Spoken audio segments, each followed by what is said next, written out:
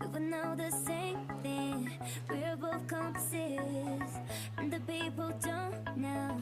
Worries on our heads, cause we're pretty bad guys, trying to look great. We could do anything to have a bit of fame. I'm looking for one little kiss on lips when we try to roar. I'm a lady with gut when I see you right there, you let me want you more. I'm looking for one little kiss on lips when we try to roar. I'm a very wicker, I'm a very wicker.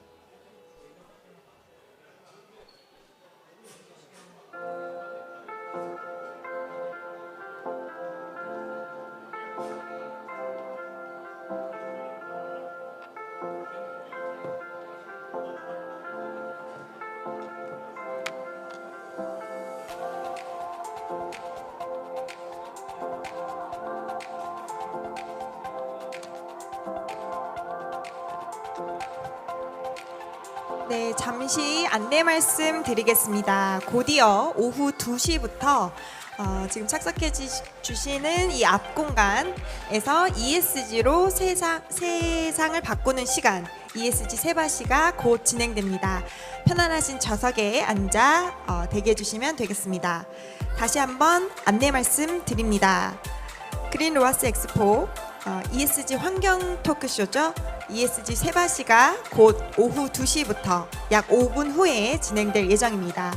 준비된 자리에 착석을 부탁드립니다.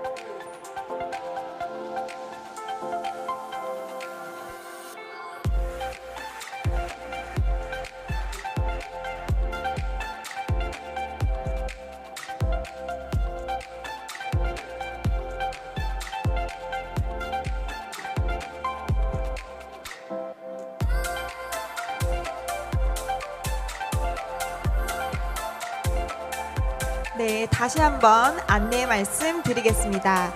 곧이어 ESG로 세상을 바꾸는 시간, ESG 세바시가 메인 무대에서 진행될 예정입니다. 행사가 끝난 후에는 또 푸짐한 선물이 콘서트에 함께 해주신 분들께 또 준비가 되어 있으니 앞좌석부터 편안하신 좌석에 앉아주시면 되겠습니다.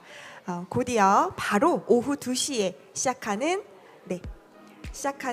ESG 세바시 환경 토크쇼에 오신 여러분들 진심으로 환영하며 바로 앞좌석부터 자리에 임해주시면 진심으로 감사하겠습니다.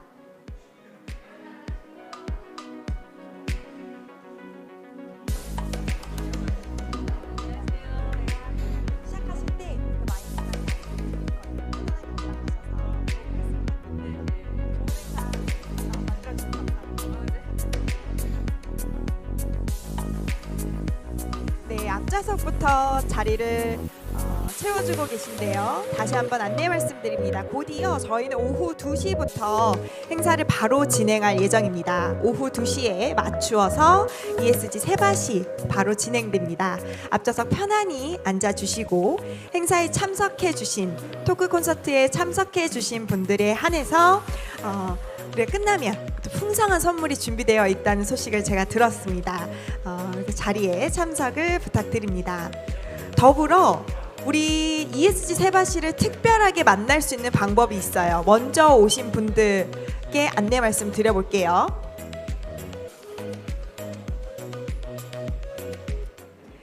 네, 제가 안내 말씀 한 가지 더 올리려고 합니다. 먼저 오신 분들께 또 하나의 팁 드리자면 오늘 토크쇼를 재미나게 보실 수 있는 방법이 한 가지 더 있습니다. 유튜브 창에서 로하스 엑스포 검색하시면 지금 실시간으로 송출을 준비 중에 있습니다. 또 댓글 참여해 주시는 분들께 또 선물이 준비되어 있다는 또 기쁜 소식을 제가 방금 들었거든요. 그래서 유튜브 채널로도 함께 참여해 주시면 또 가까이 또 즐거운 시간을 만들 수 있으리라 생각을 합니다. 잠시 후 오후 2시부터 ESG 환경 토크쇼 세바시를 곧 시작하겠습니다. 뒤쪽에 서 계신 분들이 많은데요. 앞좌석 저희가 마련해 놓은 편안한 좌석에 앉아주시면 좋겠습니다.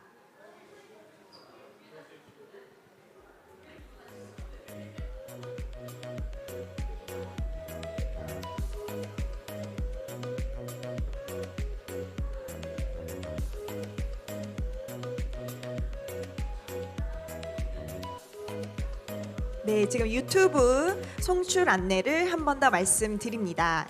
유튜브에 들어가셔서 네, 제주 그린 엑스포 혹은 로하스 엑스포라고 검색을 하시면 실시간으로 이 화면과 동일한 썸네일의 영상을 보실 수 있습니다. 제가 지금 저도 한번 들어가서 여러분들과 호흡을 맞춰볼까 하는데요.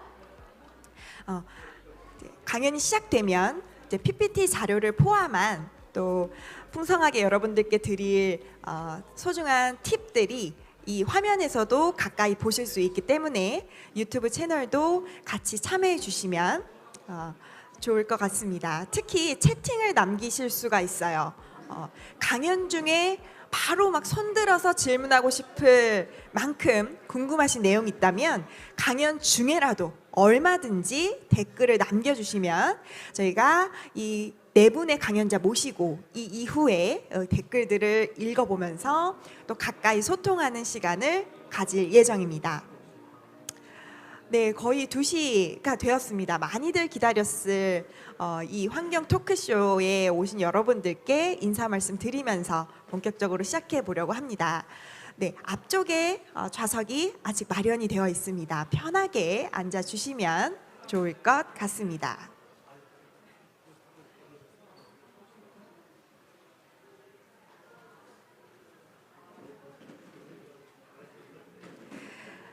네, 그럼 본격적으로 ESG 세상을 바꾸는 시간 환경 토크쇼를 진행해 볼까 합니다. 이번 그린 로하스 엑스포가 벌써 13회를 맞이합니다.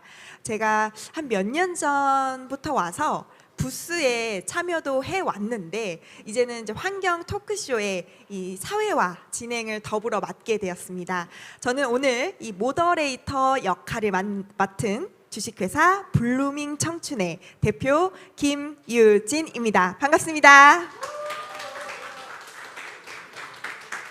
네, 이렇게 제주 도민분들을 포함해서 이렇게 타지에서 오신 모든 분들께 환영의 인사를 받으니 너무 설렙니다. 네, 오늘 이 자리는 알고 계신 것처럼 우리가 환경 하는데 ESG 하는데 그게 조금 어렵게 느껴지셨거나 혹은 나는 정말 전문가 만나서 이야기 들어보고 싶으셨다 하시는 분들을 위해 특별히 사단법인 제주 ESG 경영협회 그리고 주관사 협회사 등을 통해서 이 행사가 마련이 되었습니다. 오늘 전문가분들은 제가 다 서울에서 오신 것으로 알고 있는데요. 이 제주의 따뜻한 기운과 또 건강한 바람을 느끼면서 오늘 로하스 엑스포의 큰 행사인 ESG 환경 토크쇼 진행을 하겠습니다. 말씀드렸듯 이번 토크쇼는 2가지 채널에서 함께 만나보실 수 있습니다. 인터넷 방송 제주의 소리 그리고 그린 로하스 엑스포 공식 유튜브 채널에서도 함께 하실 수 있다는 점 안내 말씀드리면서 본격적으로 이 행사의 포문을 열기 위해 우리 귀한 분 모시고 인사 말씀 듣겠습니다. 사단법인 제주 ESG 경영협회의 라정임 이사장님을 큰 박수로 단상위로 모시겠습니다.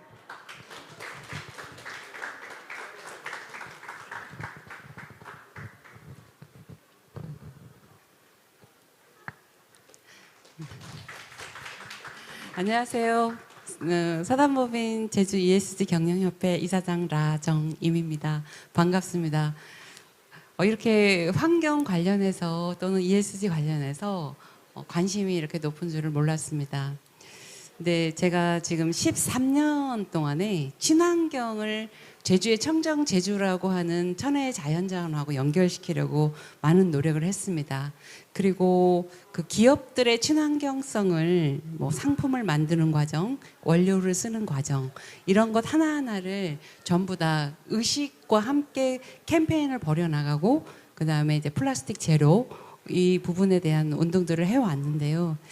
중요한 것은 10사람에게 혹시 친환경 하시겠습니까? 환경을 지키겠습니까? 그리고 지구를 지키겠습니까? 미래 세대들에게 어떤 지구를 물려줄 수 있겠습니까? 그러니까 모두 다 환경에 동참한다고 이야기를 하는데 8명이 동참을 합니다. 그런데 직접적으로 실천이라고 하는 개념에서는 딱 두 사람이 하더라는 겁니다. 그러면 지금 제가 8명이 또 다시 실천할 수 있는 여건을 만들려 그러면 이 그린로하스 엑스포를 한 20년 해야 할까? 이런 생각을 해봅니다. 오늘 환경 토크쇼는 바로 그러한 동참을 이끌어내는 시간이 되지 않을까라고 저는 기대하고 있습니다. 여러분들의 많은 협조와 그리고 댓글 많이 달아주셔서 좀 더 많은 사람들이 동참할 수 있도록 이끌어내주는 그런 시간이 되시기를 바라겠습니다. 감사합니다. 네, 다시 한번 라정임 이사장님께 큰 박수 부탁드립니다. 네, 감사합니다. 환경을 지키겠냐라는 질문에 2명만 실천을 하고 있나요? 저희는 다 실천할 것 같은데요. 그렇지 않습니까? 네, 오늘 그 실천을 위한 이 마음 자세까지도 함께 배울 수 있는 환경 토크쇼가 되리라 저는 확신을 합니다. 그럼 첫 번째 연사 많이 기다리셨을 텐데요. 우리 한번 바로 모셔볼 계획입니다. 따뜻한 이야기 해주실 거예요. 그리고 ESG가 이렇게나 가까운 사례로 우리가 이해할 수 있구나라고 보실 수 있습니다. 제가 댓글창 보니까 평소 보고 싶었던 유명한 강사님들이 제주에 오셨네요 라고 댓글 달아주셨어요. 그 유명하신 첫 번째 강사님 모셔보겠습니다. 주식회사 민들레 마음의 대표 손유린님 앞으로 모시겠습니다.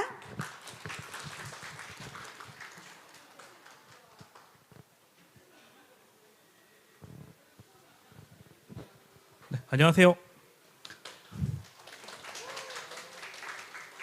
중증 희귀난치 질환 환아와 가족들의 삶의 질 개선에 기여하는 소셜벤처 민들레맘 대표 손유린입니다. 저는 오늘 이 행사를 준비하려고 어제 서울에서 제주로 내려왔는데요. 평소에는 우리 제주에 내려올 때는 보통은 놀러 아니면 제주대학교 병원에 후원하러 이렇게만 왔었는데 오늘 이렇게 처음으로 제주도로 이렇게 일하러 와서 너무 기쁩니다. 그래서 사랑해요 제주, I love 제주 한마디 외쳐보고 시작했습니다. 오늘 발표는 저희 민들레맘이 봉사활동에서 시작해서 어떻게 창업 동아리를 거쳐서 지금의 소셜벤처로 거듭났는지 얘기를 드리는 것으로 하겠습니다.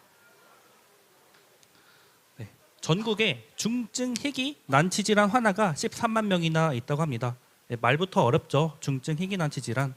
네, 복합어예요. 중증 희귀 난치. 네, 보통 소아암이 가장 많은데요. 네, 이 밖에도 다양한 질병의 희귀 질환이 있는데 13만 명이나 되는 숫자가 있다고 합니다. 참고로 우리 제주시 인구를 보니까 51만 명이 조금 넘더라고요. 그러니까 그 제주시 인구의 4분의 1만큼의 숫자가 지금 아픈 아이들이 있다는 거죠. 근데 사실 숫자가 많다고 문제는 아닙니다. 네, 진짜 문제는 이 환아 한 명 한 명이 어떻게 생활하고 그리고 우리 사회에 어떤 영향을 끼치는지가 제일 중요하죠. 그래서 문제는 우리 같은 어른들은 아프면 병원 가서 치료 잘 받고 병원비 적게 내면 더 바랄 게 없지만 아이들은 사정이 좀 다릅니다. 우리처럼 이렇게 사회로 나가서 하고 싶은 일 마음껏 하려면 아이들은 치료 잘 받는 건 당연하고 그 중간중간에 교육도 잘 받아야 되고요. 그리고 정서, 심리, 안정도 잘 돼야 합니다. 그런데 이렇게 아이들의 성장 및 발달 과정에 맞춘 통합케어 서비스를 제공하는 병원이 극히 드물어요. 그래서 보통은 어머님들이 많이 나섭니다. 일반 병동을 보면은 6인실이 있잖아요. 보통 6인실에선 6명이 생활을 하는데 어린이 병동은 사정이 다른 게 6인실이면 12명이 삽니다. 보통 자녀가 아프면 어머님들이 가족분들이 가슴으로 같이 아프시잖아요. 근데 간병하시러 같이 입원하시는 거예요. 자녀를 따라서. 그래서 가뜩이나 힘든데 더더 어렵습니다. 그래서 저는 이 환아 한 명이 아픈 게 한 개인이 아프고 끝나는 문제가 아니라 이 개인과 함께하는 가족 그리고 그를 둘러싼 친지, 동료 그리고 더 나아가서 우리 사회 전체의 문제라고 생각합니다. 저는 이거를 2018년도 때 대학교 봉사활동에서 처음 알게 됐어요. 네, 어린이병원에서 봉사활동을 하면서 이 문제를 깨닫고 이 문제 해결에 기여하고 싶어서 동아리를 대학교에서 만들고 이 동아리가 점점 커져서 된 게 지금의 민들레맘이라는 소셜 벤처입니다. 네, 첫 어린이병원 봉사활동했던 시절을 먼저 말씀을 드리려는데요. 2018년도 저 대학교 2학년이던 시절에 버킷리스트를 썼습니다. 대학생만 할 수 있는 활동이 뭐가 있을까 고민하다가 뭐 교환학생, 뭐 총학생회 등등의 활동을 적다가 나중에 제가 직장을 갖고 사회로 나가서 일하기 시작하면은 주말엔 열심히 놀러 다닐 것 같은 거예요. 그래서 내가 봉사활동 할 수 있는 시간은 지금밖에 없다. 그래서 평생 할 봉사활동 지금 다 해버리자 라는 가벼운 마음으로 시작한 게 서울대학교 어린이병원이었습니다. 가서 매주 3시간씩 정해진 시간에 가서 화나랑 가족들이랑 같이 놀면서 얘기하고 그러면서 이 문제를 직접 깨달은 거죠. 그래서 이 문제 해결을 직접 하고 싶어서 창업을 선택했는데 그러면 창업 아이템, 사업 아이템을 찾아야죠. 근데 대학교 2학년 시절에 뭘 어떻게 해야 될지 전혀 몰랐어요. 그래서 백지부터 시작을 해야 되는데 이 뭐 흰 도화지에 어떤 그림을 바로 그리기 어렵잖아요. 그래서 나름대로 2가지 사업 원칙을 세워서 그 안에서 사업 아이템을 찾으려 노력했습니다. 네, 첫 번째 사업 원칙은 화면에 보이는 것처럼 이렇게 대상자의 아픔을 일부러 우리 사회에 불쌍하게 포장해서 알리는 식의 이른바 빈곤 포르노, 이른바 감성파리가 있죠. 저는 이 방식이 너무너무 싫었어요. 그래서 저는 대신 우리 아이들만이 가지고 있는 희망차고 미래적이고 발랄한 이미지만 활용하고 싶었습니다. 그리고 2번째 사업 원칙으로 보통 어른들에게는 아이들이 도움을 받아야만 하는 존재, 보호해야만 하는 존재, 이런 식으로 인식되는 경우가 많습니다. 근데 제가 봉사활동을 하면서 아이들도 다 취향이 있고 성격이 있고 하고 싶은 게 뚜렷하고 그리고 할 줄 아는 게 많고 그런 것들을 많이 느꼈습니다. 그래서 우리 같은 지역사회 구성원으로서 동등하게 이 문제 해결 과정에 참여하길 원했습니다. 그래서 이것들을 종합해서 나온 사업 모델이 지금의 사업 모델입니다. 어린이병원에서 아이들이랑 같이 그림을 그리고 이 그림으로 캐릭터를 만들고 캐릭터 IP 사업을 하거나 굿즈를 만들어서 수익금을 만들어냅니다. 그리고 이 수익금의 절반을 다시 어린이병원에 후원하는 선순환 구조를 저희가 가지고 있습니다. 그래서 창업을 결심하고 나서 바로 사업계획서를 쓰기 시작했는데 이때 그 대학교 2학년 2학기였는데 친구들이 도서관에서 옆에서 시험 공부하고 있을 때 저는 시험 다 제끼고 사업계획서를 쓰는 것부터 시작을 했죠. 그리고 사업계획서를 쓰고서 이제 이 사업을 함께할 동아리원을 모집하기 시작했는데요. 지금이야 이렇게 동아리 이렇게 말할 수 있지만 그때 당시에는 동아리란 표현을 전혀 안 썼습니다. 우리는 그 옆에 있는 테니스, 태권도 동아리가 아니라 우리는 사업을 하는 사람들이다. 그래서 동아리란 표현을 안 쓰고 학생기업. 그래서 기업으로서의 그 구색을 갖추기 위해서 굳이 안 해도 되는 월급제를 도입합니다. 보통의 동아리는 회비를 내죠. 네, 태권도 동아리 가입하려면 한 달에 10,000원씩 내고 막 그래야 되는데 저희는 제가 그동안 모았던 장학금 250만 원을 털어서 월급 5만 원으로 시작을 했습니다. 그리고 이게 활동이 점점 잘 되고 잘 돼서 연봉제까지 이르게 되죠. 그래서 동아리원들을 이렇게 모집하고 나서 바로 저는 어린이병원으로 달려가서 그림 교실을 시작하고 싶었는데 팀원 한 명이 말리는 거예요. 그래서 그러면 안 된다고. 그래서 왜 말리냐고 물어보니까 우리가 진짜 동아리가 아니라 기업으로서 현대, 삼성, LG처럼 5년, 10년, 100년 그렇게 쭉쭉 뻗어나가려면 창업자의 정신이 온전히 모든 팀원에게 공유되어야 된다라고 하는 거예요. 너무 맞는 말이잖아요. 그래서 2달 동안 제가 아무것도 안 하고 글만 씁니다. 저희는 이거를 아이덴티티 에세이라고 부르는데요. 이 민들레맘을 왜 시작하고 우리가 어떤 지향점으로 나아가야 하는지 담은 글입니다. 그래서 이 글을 쓴 시점부터 들어오는 모든 팀원들이 회사에 들어오고 나서 제일 먼저 하는 활동이 이 글을 읽는 거예요. 그래서 이제 글도 다 쓰고 이제 본격적으로 봉사활동을 시작했는데요. 우측 상단에 보면은 작품 하나가 보이실 거예요. 네, 이렇게 아이들이 병원에서 이쁘게 멋있게 작품을 그려주시면 바로 옆에 있는 키링 그리고 상장 그리고 작가님 명함 이렇게 만들어 드리는 일부터 시작합니다. 그리고 이 작품에서 저희의 모든 제품과 서비스가 출발하는 겁니다. 근데 이때 당시만 해도 아직까지 2학년이었어요. 그러니까 1, 2학년들이 동아리를 만들어서 이거를 시작을 했는데 저는 경영학부 출신이거든요. 그래서 산업디자인과 친구들이랑 이걸 처음에 시작했는데 이걸 제품을 만드는 과정에 대해서 학교에서 배우긴 배웁니다. 뭐 거시, 뭐 산업 분석부터 시작해서 소비자 분석까지 체계적인 그런 그 과정을 통해서 제품을 어떻게 만들고 출시하는지 배우는데 사실 뭐 어떻게 그 이론은 이론이고 실전은 실전이잖아요. 저희는 과감하게 우리는 이거 분석할 줄 몰라. 우리는 못해. 그러니까 그냥 내가 좋아하고 너가 좋아하는 거 만들자라고 시작했습니다. 그래서 그 당시 저랑 팀원들이 좋아하는 엽서랑 키링, 열쇠고리를 만드는 일부터 시작을 했는데요. 사실 근데 만드는 거야 우리끼리 그냥 만들면 돼요. 근데 진짜 어려운 거는 그 뒷단에 있는 것들이죠. 만드는 거는 우리끼리 만들 수 있지만 파는 거는 우리끼리 할 수 없는 거잖아요. 그래서 이것도 우리가 과감히 우리는 할 줄 몰라. 우리는 할 줄 아는 게 없어. 그래서 그냥 나갑니다. 학교 밖으로.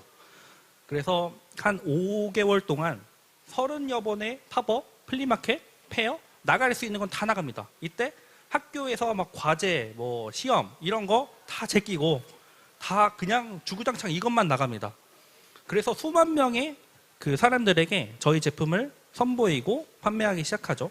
근데 이 과정에서 소비자 반응을 직접 확인합니다. 그래서 예를 들어서 서울에 그 제기동 양령시장이라고 있어요. 동대문구에 있는데 거기는 평균 유동인구가 5080, 6080 정도 됩니다. 거기서 하루 종일 좌판을 깔고서 이게 판매를 해보니까 하루 매출이 달랑 4,000원 나오는 거예요. 열쇠고리 딱 하나. 근데 신촌, 홍대 이렇게 젊은 사람들이 많이 다니는 곳에서 그 참여를 해보니까 하루 매출이 60만 원이 안정적으로 나오는 거예요. 그래서 그때 그 확신을 했죠. 우리 타겟은, 그러니까 소비자는 1020 여성분들이 맞다. 우리가 생각한 게 맞다. 그래서 밀고 나가기 시작합니다. 근데 저희가 창업을 목표로 했잖아요. 그래서 창업을 안 하면 다들 공무원이 되거나 아니면 뭐 여기저기 뭐 삼성현대, LG 이런 데 취직하려고 열심히 다닐 텐데 우리가 창업을 하려면 그만큼의 그 메리트가 있어야 되잖아요. 그래서 우리가 생업으로서 창업을 하려면 그만큼의 확신이 필요해서 더 큰 걸 나가려고 했었습니다. 그게 서울 디자인 페스티벌이라는 코엑스에서 열리는 행사인데요. 지금 화면에 보이는 이 작은 부스가 가로 세로 3m짜리거든요. 근데 그 당시 참가비가 350만 원이었습니다. 그러니까 지금 화면에 보이는 집기, 뭐 꾸밈, 뭐 이런 것들 다 제외하고 자리값만 350만 원이에요. 근데 대학교 1, 2학년들이 이런 돈이 어디 있어요? 그래서 없으니까 무모하게 대출을 받아서 이걸 준비하고 나갑니다. 그만큼의 좀 확신이 필요했습니다. 근데 다행히 5일 동안 1천만 원의 매출을 거두는 대성공을 거둬요. 그래서 우리 사회에서 우리 가치와 이야기를 알아봐 주신다. 이거에 대한 확신을 얻고 더 본격적으로 창업 활동에 매진합니다. 그리고 이때부터 저희의 모든 제품과 서비스, 디자인 것들을 다 1020 여성분들께 맞춤하기 시작해요. 네, 화면에 보이는 거는 저희가 B2C로 그러니까 소비자분들을 대상으로 판매하는 굿즈들인데 보통 리빙류, 디자인 문구류가 많습니다. 그리고 참 감사하게도 여러 군데서 또 저희 이야기에 관심을 가져주셔서 팝업으로 초대를 많이 해주시고 계세요. 그래서 현대백화점, 그리고 성수동, 그리고 현재 지금 어제부터죠. 무인양품 강남점에서도 팝업을 시작했습니다. 그리고 저희가 일반 소비자분들을 대상으로 굿즈를 판매하는 것뿐만 아니라 기업들하고도 일을 많이 하고 있습니다. 저희가 기업과 협업하는 방식은 크게 3가지로 나뉘는데요. 저희가 어린이병원에서 아이들이랑 함께 그림 그림으로 캐릭터를 만들어서 이 민들레맘 캐릭터 IP를 가지고 고객사의 제품과 서비스에 접목시켜서 판매하는 방식이 있고, 그리고 어린이병원에서 저희가 그림대회를 열어서 이 출품작을 가지고 고객사 제품 서비스에 녹여내는 방식이 있습니다. 그리고 마지막으로 어린이 금융교실이나 전시회 등 좀 더 상업적이 아니라 후원에 초점을 맞춰서 진행하는 협업 방식이 있는데요. 대표적인 콜라보 사례를 먼저 말씀드리면 올해 4월 1일에 카카오톡 선물하기랑 만우절 기획전을 같이 했었는데요. 원래는 카카오에서 좀 세련된 이미지의 디자인을 많이 이렇게 하는데 저희가 이번에는 어린이 병원에서 아이들이랑 같이 그림을 그려서 이 그림을 가지고 카카오톡 선물하기에 홈 화면 그리고 메시지 카드를 같이 디자인을 했습니다. 이때 카카오에서도 좀 전사적으로 밀어주시려고 1000만 명 이상하기에 그 카카오톡 푸시 알림을 보내주셔서 저희 브랜드 인지도가 이때 한층 더 성장하는 기회를 누렸습니다. 그리고 앞서 말씀드린 것처럼 저희 민들레맘 캐릭터 IP와 메디필 뷰티 브랜드랑 콜라보를 해서 올리브영에서 판매를 했었는데요. 작년에 처음 시작한 게 너무 잘 돼서 올해 재계약을 맺어서 지금도 계속 하고 있습니다. 그리고 일본 대표 문구 브랜드죠. 제브라. 마일드 라이너라고 중고등학교 우리 다닐 때 형광펜으로 많이 쓰곤 했었는데 여기랑 같이 콜라보도 하고요. 그리고 농협보호촌이랑 작년 겨울부터 올해 초까지 했던 콜라보 사례가 저희에게는 엄청 뜻깊었습니다. 왜냐하면 처음에 농협보호촌에서 저희에게 민들레맘 캐릭터 IP를 쓰고 싶어요 라고 처음에 제안을 주셨었는데 저희가 그것도 물론 매우 감사하지만 저희는 더 재밌는 걸 하고 싶습니다 라고 역제안을 드렸어요. 그게 뭐냐면 서울 아산병원에서 고기 반찬 그림대회를 열고 싶다. 아이들이 평소에 못 먹던 돈가스, 소시지, 삼겹살 등등의 고기 반찬을 우리가 그림대회로 출품작으로 받아서 이 출품작을 가지고 농협모호촌에 신제품을 만들고 싶습니다 라고 제안을 드려서 실제로 그렇게 됐습니다. 그래서 이렇게 신제품을 만들어서 지금 전국 마트에서 판매하고 있습니다. 이런 식으로 저희가 최대한 어린이 병원과 우리 고객사의 제품 서비스를 같이 함께 만드는 식의 콜라보를 가장 선호하고 있습니다. 그래서 저희가 이렇게 만든 수익금 절반을 다시 어린이 병원에 후원하는데요. 되게 다양한 방식으로 후원하는데 오늘은 대표적으로 3가지를 가져왔습니다. 첫 번째로 저희 모든 제품 서비스의 출발점이죠. 상상나라 그림교실의 운영비로 쓰고 있고요. 그리고 두 번째는 아이들이 병동에서 놀거리가 없어서 저희가 DIY 놀이키트를 보내드리고 있어요. 이 병동에 오래 있다 보면 눈비 맞을 일도 드물고 그 병동은 온도랑 습도가 일정하기 때문에 계절감을 잊기가 쉬워요. 그래서 아이들에게 계절을 선물하는 마음으로 계절별로 테마를 담아서 1년에 4번씩 민들레 키트를 보내드리고 있고요. 얼마 전에도 저희 민들레맘 팬분들이랑 같이 모여서 민들레 키트 1000개를 만들어서 지금 계속 보내드리고 있습니다. 우리 제주대학교 병원에도 100개 보내드리려고 합니다. 그리고 안타깝지만 저희가 사별을 겪는 경우가 많아요. 저희랑 함께하는 작가분들이 중증 희귀난치 질환이 있어서 이렇게 사별을 겪는 경우가 많은데 이 사별 환화 가족분들이 조금 더 원만하게 사회로 돌아오시게끔 생전에 작가님이 남기신 작품이나 손도장, 발도장을 활용해서 이렇게 위로품으로 만들어서 드리는 일도 하고 있습니다. 저희랑 함께하는 병원들이고요. 저희가 처음에 2019년도에 처음 동아리로 시작했을 때는 서울대학교 병원 한 곳이었다가 매년 2-3곳이 계속 늘어나고 있어요. 제주대학교 병원은 올해 5월에 처음으로 관계를 맺어서 일을 같이 이어오고 있고요. 창업 첫 해부터 계속 꾸준히 후원도 하고 있고 그리고 마지막 장표입니다. 저희가 2018년도 때 봉사활동에서 시작해가지고 좀 여러 일을 겪어오면서 지금까지 이렇게 많은 분의 관심과 사랑을 받아오면서 이렇게 성장을 해오고 있는데요. 지금 저희가 생각하기에는 캐릭터 IP 소셜벤처 단계에 있는 것 같습니다.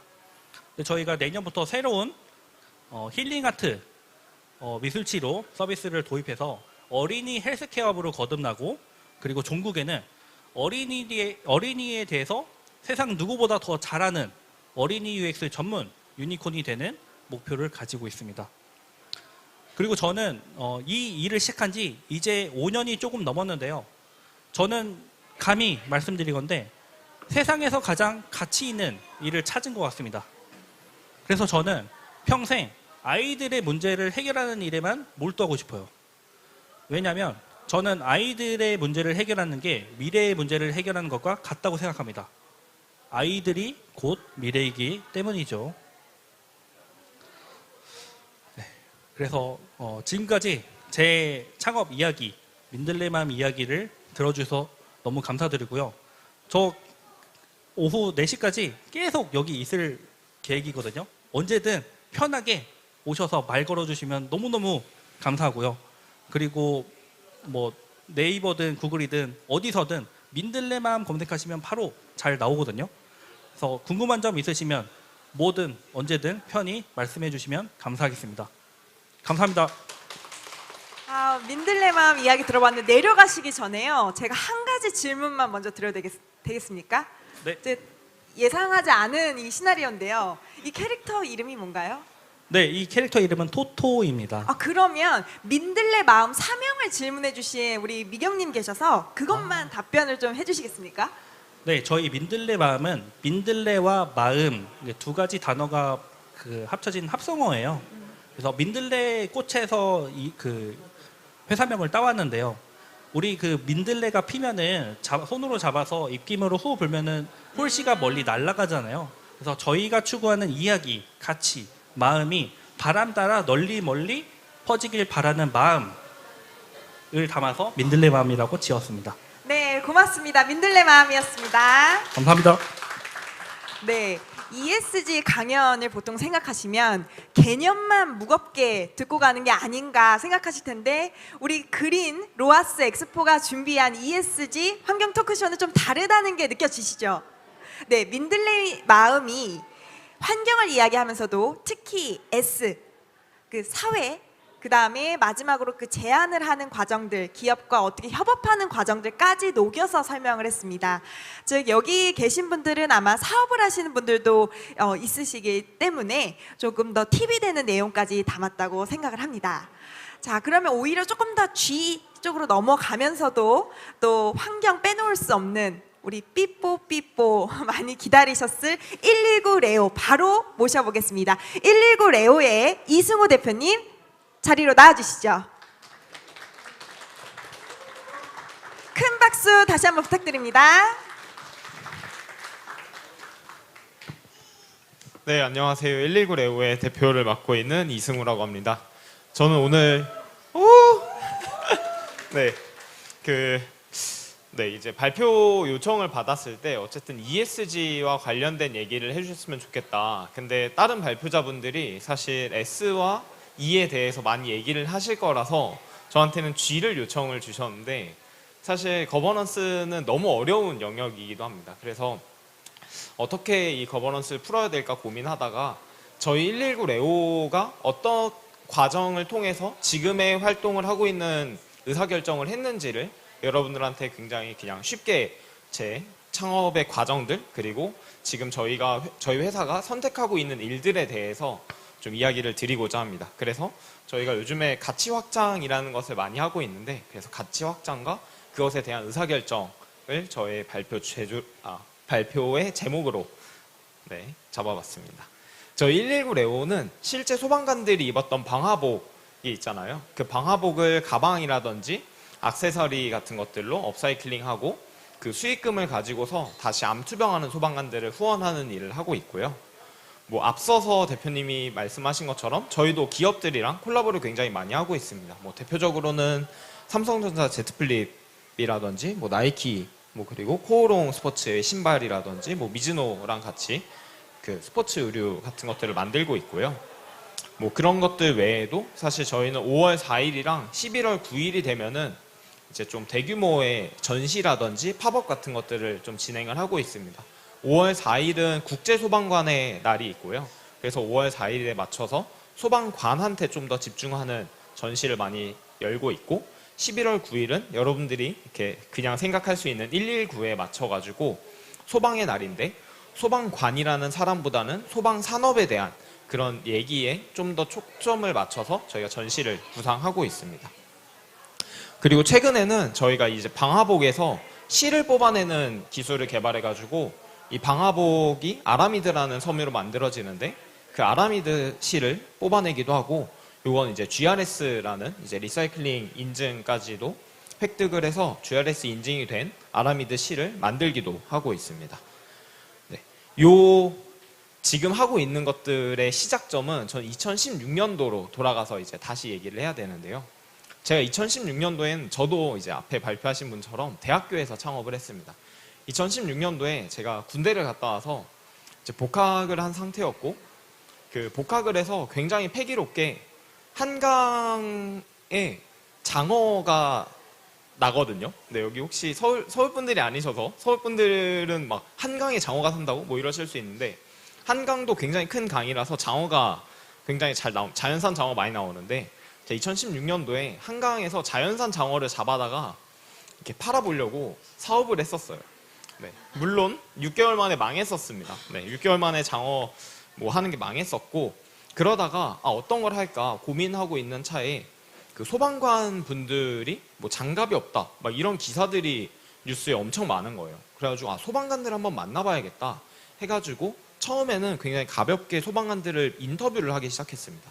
그래서 2016년도 여름에 제가 소방관들을 한 달 동안에 한 120명 정도를 찾아가서 인터뷰를 했었고요. 하루에 한 4명 정도씩 만났던 것 같아요. 근데 제가 소방관들 찾아가서 그 굉장히 단순한 질문을 했었어요. 장갑 있으세요? 라고 물어봤어요.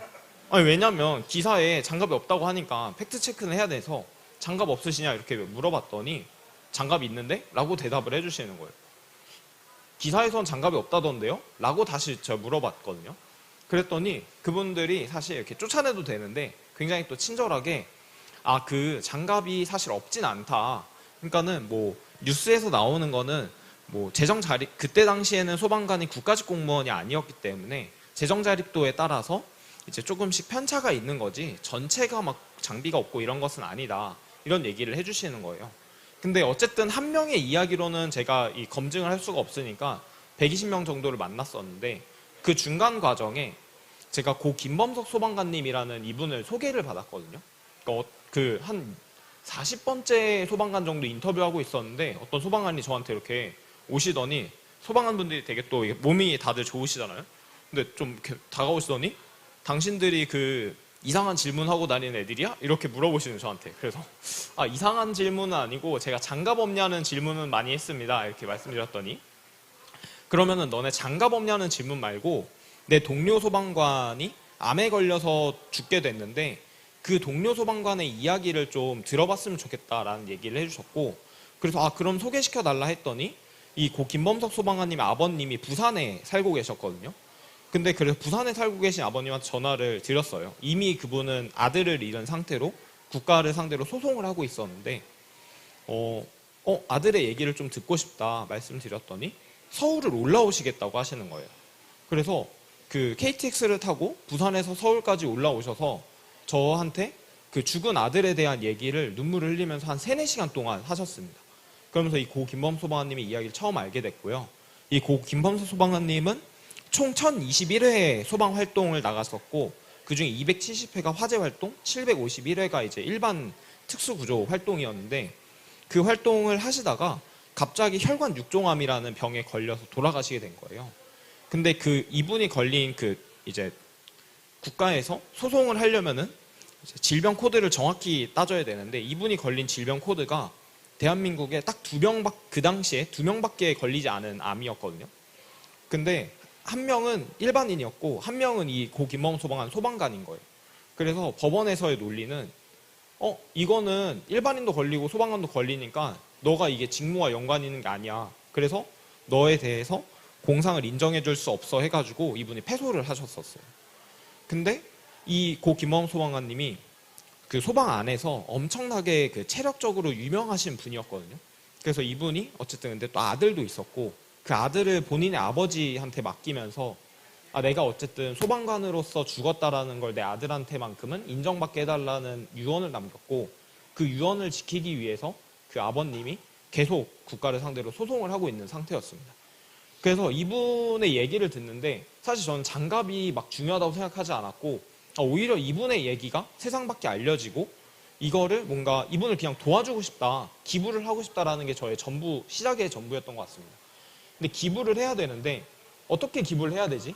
그때 당시에 제가 막 뭔가 알바를 하고 있어서 모금한 돈을 그냥 드릴까 생각했는데, 이분이 그런 돈은 필요 없다고 하시는 거예요. 아, 너가 오히려 더 대학생이고 그런데 내가 너한테 돈을 어떻게 받냐 이러시는 거예요. 돈을 안 받으셨고. 근데 또 생각을 해보니까는 사실 저는 대학생이고 아무것도 없는 사람한테 몇 시간을 걸쳐서 부산에서부터 올라오고 눈물을 흘리면서 얘기한다는 건 이분의 얘기를 들어주는 사람조차 그 당시엔 없었거든요. 그래서 우리가 이분의 얘기를 밖으로 많이 전달하는 게 제일 큰 역할이겠다라는 생각을 하면서 고민을 하다가 저희한테 들어온 건 방화복이었거든요. 우리가 하고 싶은 일 자체는 어쨌든 암투병 소방관을 지켜주는 일을 하고 싶은 건데 이 일을 하는 것 자체 너무 좋다고 생각이 들었지만은 그럼 이 소방관이라는 직업을 정말 아무도 지켜주지 않는 건가?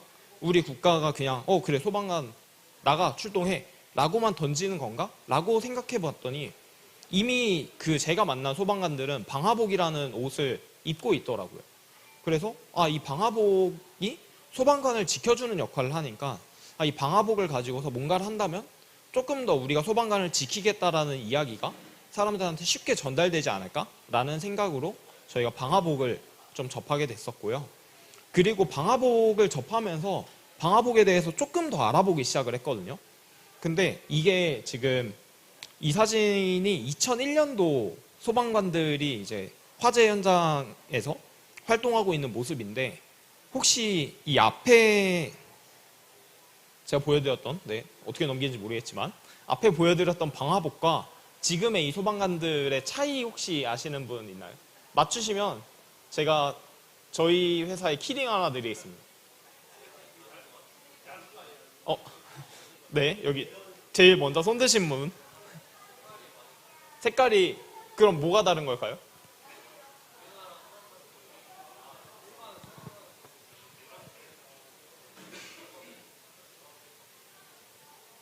이 주황색은 뭘까요? 방화복일까요?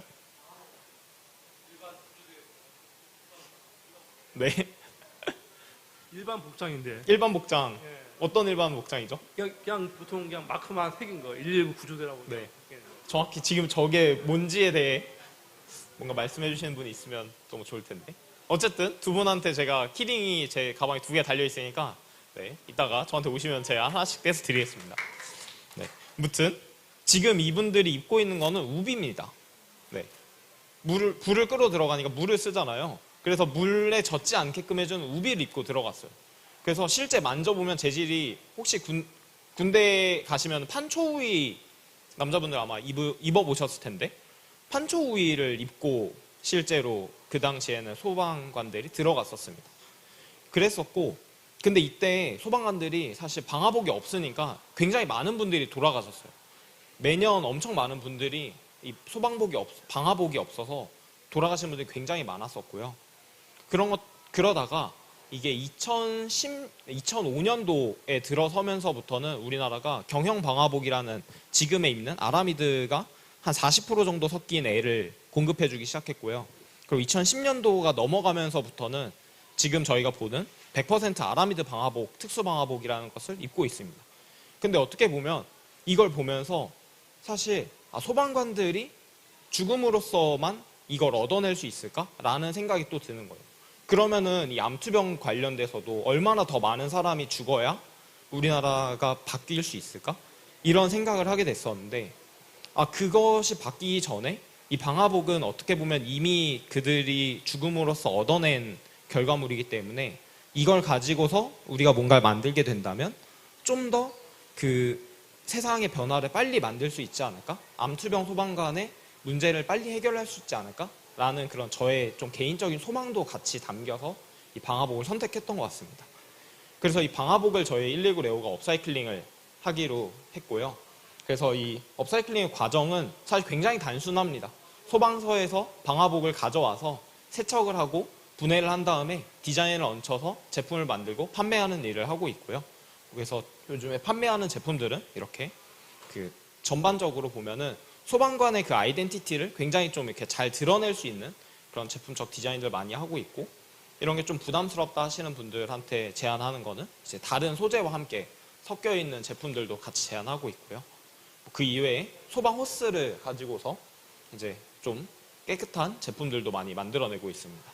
저희가 이렇게 해서 한 1억 5천만 원 정도의 기부금을 전달했었고, 그리고 굉장히 다행스러운 일은 2022년도에 이제 공상추정법이라고 해서 그 암투병 소방관 분들이 국가를 상대로 소송을 하지 않아도 국가가 이제는 암투병 소방관을 공무상 상해로 인정하게끔 법안이 바뀌는 일이 이루어졌고요. 어떻게 보면은 방화복을 얻었던 것처럼 소방관들이 지금은 이제 공상추정법이라는 것을 얻어서 암투병 하시는 분들이 이제는 조금 더 쉽게 이제 공무상 상해를 인정받을 수 있는 환경이 되었습니다.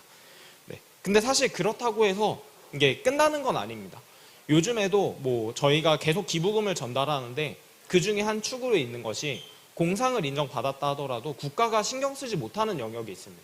저희 대표적인 사례 중에 하나가 경추 손상을 입으신 소방관 분이 계신데 그분한테 이제 그분은 현장에서 경추 손상을 입었기 때문에 전신마비가 되셨고 당연히 국가에서 이제 그분의 그 생계를 지원하긴 합니다. 당연히 휠체어도 나가고 그분이 이제 집에 돌아갈 수도 있게 됐는데 그분의 집은 그러면 어떻게 됐을까요? 여러분들 일반 집에 휠체어 잘 들어가나요? 네. 그분의 집을 개보수하지 않으면 그분의 집을 돌아갈 수가 없는 거예요. 그래서 저희가 그분의 집을 개보수하는 사업도 최근에는 좀 확장해서 이제 국가가 어쨌든 지원하지만 지원하지 못하는 영역에 있어서 지원하려고 계속적으로 확장해 나가고 있습니다. 그리고 더 나아가서 사실 저희가 했던 일들을 조금 돌이켜 봤어요. 근데 업사이클링이라는 게 환경과도 연관이 있잖아요. 그래서 그럼 우리가 여태까지 팔았던 제품들을 다 모아보면 얼마나 될까 해서 모아봤더니 한 20톤 정도 되는 폐방화복의 제품들을 만들어서 공급했더라고요. 이걸 CO2로 환산하면 한 71톤 정도의 CO2를 억제시켰는데 되게 누군가의 눈에는 71톤이 굉장히 클 수도 있고 굉장히 또 작을 수도 있는데 전 이 71톤이 우리가 항상 말하는 티핑 포인트인 2.0도씨를 막기에는 너무나 작은 수치라는 생각이 들었고 특히 이 71톤이 막 700톤 혹은 7000톤 이렇게 커져야 되는데 그러면 우리의 그 제품이 10배, 100배 정말 그만큼씩 커질 수 있을까? 고민해 봤을 때는 사실 업사이클링이라는 방식으로는 좀 불가능하다고 저 스스로 인정을 했던 것 같아요. 우리의 방식으론 암투병 소방관들을 위해서 조금의 사회 변화를 가져오는 데 일조했을지 모르더라도 사실상 환경 변화까지는 불가능할 수도 있겠다라는 고민을 했었던 것 같고요. 그 고민 지점에서 우리가 포기할지 아니면 다시 또 도전할지를 고민했던 것 같은데 저는 거기서 다시 도전해보는 것도 역시 우리의 역할이지 않을까 생각을 해서 그 선형 경제, 그러니까 우리가 그 제품을 대부분 이제 석유에서 뽑아내는데 석유에서 뭔가를 뽑아내고 그 석유에서 뽑아낸 걸로 제품을 만들고 그 제품 만든 것을 이제 일반적으로 사용하고 폐기하는데 업사이클링은 폐기된 걸 다시 뭔가의 상품으로 만드는 거죠. 하지만 업사이클링도 당연히 폐기가 됩니다. 그러면은 결국 이 선이라는 거 안에서 벗어날 수가 없어서 그 선형 경제 안에서는 사실 지금의 그 우리 기후 변화라든지 기후 위기 이런 것들을 막을 수 없다라는 것이 이미 1970년도 이쯤에 나왔던 얘기고요. 그래서 그러면 우리가 어쨌든 끝에 있으니까 시작점이 될 수도 있는 거 아니야? 라는 생각에서 저희가 순환 경제의 시작점을 하려고 사실 원단을 만드는 기술을 개발하게 되었고요. 사실 엄청난 결단이었던 것 같아요. 제가 모아놨던 거의 대부분의 사재와 이제 회사에 갖고 있는 거의 대부분의 돈을 다시 전체를 투자해서 순환 경제의 시작점을 만들어 나가는 역할을 해나가고 있고요. 사실 아마 제주에서도 그러한 이런 순환 경제를 만드는 곳들이 굉장히 많아서 그분들과도 협업을 또 지속적으로 하려고 노력하고 있습니다. 그래서 이런 형태의 그 프로세스를 가지고서 저희가 다시 순환하는 제품들을 만들어내고 있기도 합니다. 여기까지 저희 발표를 마치도록 하고요. 조금 더 있다가 저희 토크쇼 세션에서 저의 못다한 이야기를 질문 주시면 답변 드릴 수 있도록 선물은 꼭 끝나고서 바로 챙겨드리겠습니다. 네, 감사합니다. 네, 고맙습니다. 119 레오였습니다. 제가 TV에서만 보던 이승호 대표님을 이렇게 또 뵙네요. 우리 처음 발표해 주셨던 이제 민들레 마음, 그리고 두 번째 119 레오, 그리고 저 블루밍 청춘의 공통점이 있습니다. 혹시 아십니까?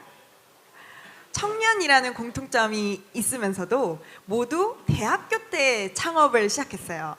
학교 기업이라는 이름으로 시작했다는 민들레 마음부터 그리고 대학생 때 그 패기로 사회 문제를 또 환경적으로 풀어냈던 이승우 대표, 그리고 저희 역시 좀 공통점이 있기 때문에 오늘 이 자리에서 또 오픈 토크쇼까지 진행하는 동안에 또 많은 이야기 나눌 수 있을 것 같습니다. 우리 두 분의 연사밖에 남지 않으셨어요. 세 번째 연사 많이 기다리셨을 텐데요. 제주와 큰 인연을 또 맺기 시작하신 곳이기 때문에 큰 박수 필요할 것 같습니다. 우리 스프링샤인 김정수 대표님 앞으로 모셔볼까요? 모델이 들어오는 것 같습니다.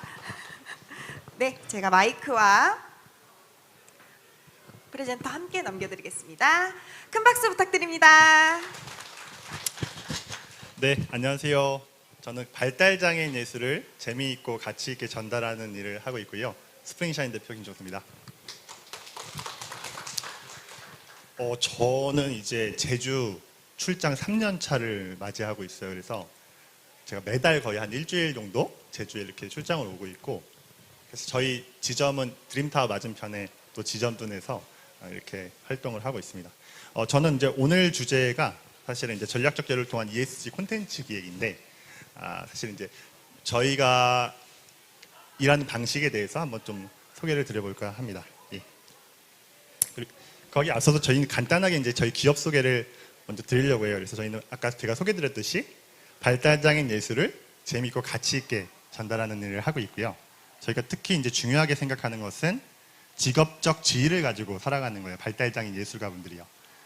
그래서 지금 함께 일하는 예술가분들이 20명이 되었는데요. 그래서 조금 간단하게만 소개해드리면, 이분들이 다 이제 저희는 직무를 계속 개발을 하고 있거든요. 그래서 보시면 지금 깨져서 좀 안 보이실 텐데 도자기 강사도 있고요. 그리고 마술사 직무도 있고, 웹툰 작가, 그리고 뭐 일러스트 작가, 회화 작가, 이렇게 다양한 작가들의 계속 직무들을 개발하면서 어쨌든 우리 발달장애 예술가들의 그런 재능을, 아트웍을 어떻게 하면 제품으로 컨텐츠로 만들 수 있을까를 계속 기획하면서 일을 하고 있습니다. 사실은 이런 얘기죠. 되게 딱딱한 ESG 하면 이런 장표들이 생각나실 건데, 저는 오늘 좀 두 가지로 나눠서 ESG를 한번 좀 설명을 드리고 싶어요. 저희 같이 사회적 기업, 소셜 벤처들은 여기 보시면 이제 ESG 경영을 하는 부분들이 당연히 중요할 거예요. 그렇죠? 근데 이제 ESG 경영을 한다는 건 이제 지속 가능한 구조를 잘 만드는 부분일 텐데, 당연히 그것도 해야 되지만 제가 오늘 말씀드리고 싶은 부분은 뭐냐면 ESG로 비즈니스를 하는 부분에 대해서 말씀드리려고 하고요. 그리고 그 다음으로는 이 콜렉티브 임팩트의 관점. 사실 우리가 해결하려고 하는 사회 문제라고 하는 것이 여러분들이 이제 저희가 이렇게 고도화되고 이렇게 선진국에 진입하고 하면 점점점 문제가 크고 복잡하고 해결하기가 어려워지는 그런 상황들에 좀 직면하게 되는 것 같습니다. 그래서 이게 어떤 한 개인이나 조직, 단체가 할 수 있는 일들이 생각보다 많지 않고, 이렇게 함께 연대했을 때 이렇게 문제를 해결하는 방법들이 요즘 많이 대두되고 있고요. 그걸 이제 콜렉티브 임팩트라고 하는데, 저희는 이런 관점을 가지고 다양한 컨텐츠나 제품들을 기획하고 있거든요. 그래서 그 사례를 좀 보여드리려고 합니다. 이게 이제 저희가 생각하는 ESG를 활용한 비즈니스 사례인데요. 대표적인 사례 몇 개 좀 가져와 봤어요. 예를 들면 이제 코로나가 있었을 때 어떤 이슈들이 많았냐면, 코로나는 환경이 파괴돼서 일어난 일이라는 이야기 다 들으셨을 거예요. 그리고 그때 막 대두됐던 게 코로나 하면서 막 배달이 엄청 확산되고 일회용 막 이런 이슈, 막 우리 거북이가 막 빨대가 꽂혀 있고 막 이런 사진들, 이미지들이 막 많은 시기였어요. 그래서 이제 기업들이 그때부터 이제 2020년부터 ESG란 말이 등장하게 되거든요. 그래서 그 블랙록 레리 핑크 회장부터 해서 막 이런 스토리들은 많이 있습니다. 근데 저희는 저희 작가들의 아트웍을 활용해서 이제 그걸 제품화 시켜야 하는데, 그래서 저희가 많은 아트웍들이 있어요. 저희 작가들별로. 근데 저희가 가장 우선순위를 두고 제품을 개발할 때 저희는 이 종다형성 이슈가 그때 아주 이슈가 많이 될 때였습니다. 그래서 그러면 저희 스프링샤인 작가 중에 짜욱 작가가 있어요. 지금 제가 입고 있는 이 티셔츠도 짜욱 작가가 디자인한 건데요. 아마 트로트 가수 영탁 이 방송에도 입고 나왔던 티셔츠이기도 합니다. 네. 예. 그래서 저희는 이제 생각했던 게 저는 전략적으로 우리가 멸종위기에 처한 그런 동물 캐릭터들을 저희 작가님들이 많이 그리셨거든요. 그래서 그걸 가지고 제품 하나 시켜야겠다고 전략을 세웠고 그러다 보니까 이제 많은 기업들에서 이렇게 콜라보 협업 문의들이 오게 됐습니다. 그래서 삼성전자부터 뭐 유니클로, 뭐 롯데칠성에 이르기까지 이런 기업들과 협업을 하게 되었고요. 이거는 이제 다른 사례인데요. 저희가 기업들이 이제 ESG 어떤 활동을 할 때요. 사실은 예를 들면 SK텔레콤 같은 아니면 뭐 하나금융그룹 저희가 자주 이렇게 하는 파트너 기업들인데 사실 기업들이 비즈니스로 ESG를 하기가 쉽지가 않아요. 그리고 기업들은 사실은 고용하는 것 자체가 엄청난 이미 임팩트를 만들고 있는 거기도 하잖아요. 그래서 보통은 임직원 봉사 활동들을 많이 기획을 하게 됩니다. 저희는 지금 이거 보시면 친환경 햇살이 도자기 텀블러 만들기인데 이건 어떤 프로그램이냐면 이제 저희가 일회용에서 다회용 텀블러를 쓰자는 것들이 이제 제주에서는 정말 잘 자리 잡고 이미 확산되어 있죠. 사실은 이거를 시작하게 된다는 것 자체가 처음에 누군가 문제 제기를 하는 걸로부터 시작을 하거든요. 그렇겠죠? 일회용 컵을 사용하면 안 된다는 걸 그런 부채의식을 계속 주는 거죠. 그래서 이제 사람들이 텀블러를 사용하기 시작하는 거고요. 근데 텀블러도 잘 생각을 해보면 교체 주기가 있어요. 그렇죠? 보통 1년, 2년, 3년 되면 변색도 되고요. 그리고 스테인리스 이런 것들이 다 플라스틱 소재이기도 하고요. 그래서 저희는 도자기를 했던 공방으로 출발했기 때문에 그리고 우리 이 수업을 하는 클래스를 하는 강사님도 발달장애인 도예 강사님이 직접 수업도 하시고 그래서 장애인 인식 개선 교육도 하면서 이거는 이제 사내에서 플라스틱 텀블러가 아니라 도자기 텀블러를 사는 그런 캠페인을 저희가 하고 있는 거예요. 그래서 이건 1+1이거든요. 하나는 사내에서 쓰는 텀블러를 만들고 도자기 텀블러를 하나는 기부하는 그런 방식으로 저희가 이런 캠페인을 진행하기도 합니다. 예. 이거는 이제 조금 더 하나의 사례를 조금 더 풀어서 한번 설명을 좀 드려보려고 해요. 사실 여기도 정말 많은 그 기업들이 함께하고 계신데요. 저희가 일하는 방식의 하나의 사례라고 보실 수 있을 것 같아요. 저희가 이제 2021년도에 이제 국내에 있는 멸종위기종 캐릭터를 활용한 제품을 기획을 했고요. 이걸 하기 위해서 저희는 파트너를 좀 찾았어요. 그때 이제 예를 들면 국립생태원이라는 조직이 그 지리산의 반달가슴곰을 다시 방생해서 이렇게 그 자연으로 그런 활동들을 하고 있거든요. 그래서 국립생태원에 사실 아는 사람 한 명도 없어요. 전화하는 겁니다.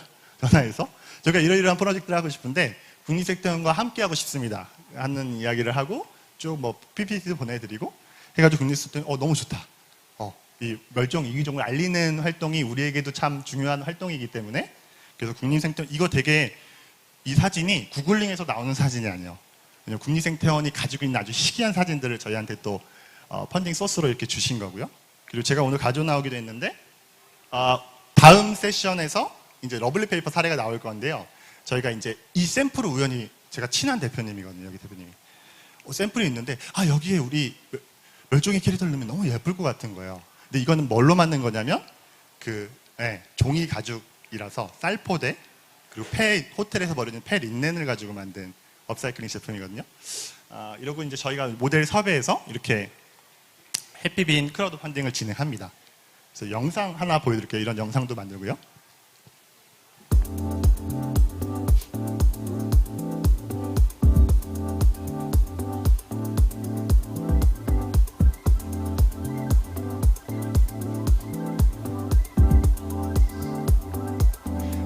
지금은 플로깅이 되게 일반적이고 대중적이에요. 그렇죠? 근데 제가 21년도에 할 때만 해도 이제 막 국내에 소개되고 있었거든요. 플로깅 활동이란 것들이. 그래서 저희도 이제 캠페인으로 이걸 홍보하는 영상들 같이 이렇게 담았었어요. 사실은 이제 이게 지원 사업의 일환으로 저희가 진행했던 캠페인이기도 했어요. 그래서 이제 예술경영지원사에서 했던 이 사업에 한 30여 개의 소셜 벤처들이 참여했었는데 어쨌든 저희가 이렇게 제안했던 이 캠페인 기획이 아쉽게도 대상은 받지 못했고 최우수상을 수상하게 됐고요. 700만 원 상금도 받고 상금이 사실 제일 좋거든요. 제가 원하는 곳에 쓸 수 있는 거라서 상금도 받고 막 그래서 그래서 이제 이게 LG 헬로비전과 같이 하려고 했던 거였기 때문에 LG 헬로비전도 막 반응이 너무 좋았어요. 지금처럼 막 유튜브 생중계도 되고 막 여기 심사위원 10명 앉아가지고 투표해서 이런 수상을 했는데, 근데 아쉽게도 LG 헬로비전 임원분들이 한두 달 있다가 다 교체되시면서 원래 같이 하기로 했던 사업을 실제로 하지는 못했는데, 근데 사실은 괜찮습니다. 이렇게 약간 또 시련이 있었지만 삼성전자 마케팅팀에서 사실 이걸 보시고 연락을 주셨어요. 그래서 그 이후에 이제 삼성전자 갤럭시드 프로모션, 사실 단일 매출로는 가장 큰 매출이 나왔던 사람입니다. 제가 얘기는 안 드리겠습니다. 정말 큰 금액입니다. 저희가 했던 프로젝트 중에는 그렇게 진행을 했었고, 이제 이거는 제가 좀 전에 말씀드렸던 건 ESG를 B2B 비즈니스 모델로 풀었던 방식이라고 하면, 이건 약간 콜렉티브 임팩트 관점, 아까 집합적 문제 해결 방법으로 했던 사례인데요. 저희는 그래요. 저희가 발달장애인 예술가 분들을 직업적 지혜를 갖는 게 아주 중요하고요. 발달장애인 분들이 25만 명이 있거든요. 그러니까 등록된 발달장애인 분들만. 그리고 발달장애인 예술가 분들이 있고요. 근데 사실은 비장애인도 마찬가지예요. 문화예술 영역, 이 장애인, 그러니까 예술가가 직업을 갖고 살아간다는 게 정말 어렵습니다. 그래서 예를 들면 도자기 전공자가 100명 있으면 도자기로 먹고 사는 분이 한두 명밖에 안 돼요. 그만큼 비장애인도 생존하기 쉽지 않은 거죠. 그러면 발달장애인 예술가분들이 직업을 갖고 산다는 건 정말 더 어려운 일인 거예요. 그래서 그리고 저희의 핵심 역량이 어디에 있다고 생각하냐면, 좋은 발달장애인 예술가를 발굴하고, 그래서 원석을 발견해서 그걸 잘 가공해서 보석으로 만들어지는 일이 저희가 하는 일이라고 생각하거든요. 그러면 이제 우리 혼자서 할 수 있는 게 아닌 거예요. 좋은 작가들을 발굴한다고 하는 게. 그래서 저희는 이제 MOU를 맺었어요. 한양대학교에서는 이제 아동 청소년 그런 장애 그런 예술 교육과 커리큘럼들을 개발하고 이런 것도 활동을 하고 계셔서, 아는 사람 없습니다. 그냥 전화하는 겁니다. 교수님, 저희 스프링샤인이라고 하는데요, 이러이러한 일을 하고 싶어요. 그래서 저희가 장애인 예술가를 이렇게 아동 청소년기에 잘 교육하면 저희 회사와 산학 협력을 맺어서 저희가 채용하는 구조를 만들고 싶어요. 그래서 그런 협약도 맺고요. 이제 서울 시립발달장애인복지관은 발달장애인 사생대회를 30년간 주관하던 곳이에요. 매년 300명, 500명씩 막 야외에서 그림 그리기 대회를 하는 곳이었는데, 여기도 마찬가지예요. 이거를 매년 하고 저희도 부스로도 참여하는데, 여기서도 이걸 하는 목적이 그림 잘 그리는 우리 작가들이 취업했으면 좋겠다. 근데 취업을 해주는 기회가 없는 거예요. 그럼 저희가 채용할게요. 이렇게 해서 또 협약을 맺습니다. 사실 이런 구조를 만들었던 가장 큰 이유는, 이제 본질적으로 저희 서울에 있는 기업이지만 미술 공모전을 하고 싶었어요. 그래서 재능 있는 발달장애인 예술가분들 발굴하는 일들을 해서 채용도 하고 그것들을 잘 알리고, 그래서 또 꼭 스프링샤인이 아니더라도 이분들이 다양한 곳에 취업할 수 있는 기회를 만들어 드리고 싶었고, 그래서 이런 구조를 짰던 겁니다. 때마침 저희가 저희가 하나금융금융 사업을 많이 했었는데, 제가 ESG 담당자분들 만날 때마다 이런 얘기를 많이 했던 것 같아요. 저희 이런 거 하고 싶은데 다음에 기회가 되면 했으면 좋겠어요. 근데 사실 대기업들이 이렇게 갑작스럽게 이런 새로운 사업을 기획하는 게 사실은 쉽지 않아요. 기존에 하던 사업들 틀을 잘 벗어나지 않아요. 근데 때마침 이런 타이밍이 왔었고, 그래서 저희가 보통 이런 거 다 전날 이렇게 연락 오거든요. 대표님, 이런 미술 공모전 그때 얘기했던 거 생각나는데 이거 내일 오전까지 주실 수 있어요? 기회가? 이런 식이에요. 오늘 어떻게 합니까? 제가 8시인가 전화를 받은 것 같은데, 밤새 이렇게 보통 한 페이지 정도로 금융권은 다 결제 보고를 하게 돼 있거든요. 한 페이지 안에 그걸 다 담아야 해요. 저희가 하고 싶은 것과 이걸 왜 하는 취지야. 그걸 잘 만들어서 보내드렸고, 그게 이제 매년 저희가 발달장애 미술 공모전 하나 아트버스라는 이름으로 올해 3회째 진행했고요. 장애인의 날 맞춰서 진행하고 있습니다. 그리고 앞으로도 우리 회장님이 이 행사를 너무 좋아하시는 거라서 하나금융으로, 저 오늘 이 행사 마쳤을 때는 올해는 제 손을 잡으면서 앞으로 5년, 10년 가는 행사 만들어달라는 얘기를 하셨거든요. 그러니까 그래서 사실 제주에서도 지원을 하고요, 부산에서도 하고요, 네, 전국에서 이렇게 600명이 보통 지원을 합니다. 그래서 한 30대 1 경쟁률 저희가 30명을 선발해서 이렇게 시상도 하고 전시도 열어드리고 있고요. 어떻게 보면 이런 게 이제 저희가 콜렉티브 임팩트 관점으로 사회 문제를 해결하는 방식이라고 보실 수 있을 것 같아요. 그리고 이제 제주 사례 마지막입니다. 제가 제주에 3년째 이렇게 출장을 오고 있는데, 작년 여름 이맘때쯤이요. 제주라서 저는 걷는 걸 되게 좋아하거든요. 그래서 제주 올레길, 트레킹, 영실 막 한라산 등반도 하고요. 하는데 제주가 비가 너무 많이 오잖아요. 그래서 저도 갑자기 비가 와가지고 일회용 우비를 입고 올라갔었어요. 근데 이제 저는 이게 친환경 관련된 그런 제품들도 많이 기획하다 보니까 이제 불편한 거예요. 한 번 입고 버리는 우비를 나도 사고 저 사람도 사고 그래서 버려지고, 근데 잘 알아봤더니 이 일회용 우비는 분리배출이 안 되는 거예요. 그냥 일반 쓰레기로 버려야 하는 거예요. 근데 저 앞에도 나와 있지만 제주는 2040년까지 플라스틱 프리 섬을 제로 섬으로 가고 싶어하는 그런 조례도 있고 그런 청정 자연인 곳이잖아요. 그럼 제주는 사실 다 사람들이 자연 때문에 오는데 이렇게 일회용 우비를 제주 전역에서 다 입고 이렇게 버리면 이거 되게 큰 환경 문제일 것 같은데 라는 생각을 했어요. 그래서 제가 이제 친한, 여기 보시면 이 서명지 대표님, 여기서 ESG 컨설팅을 하신 대표님이 있습니다.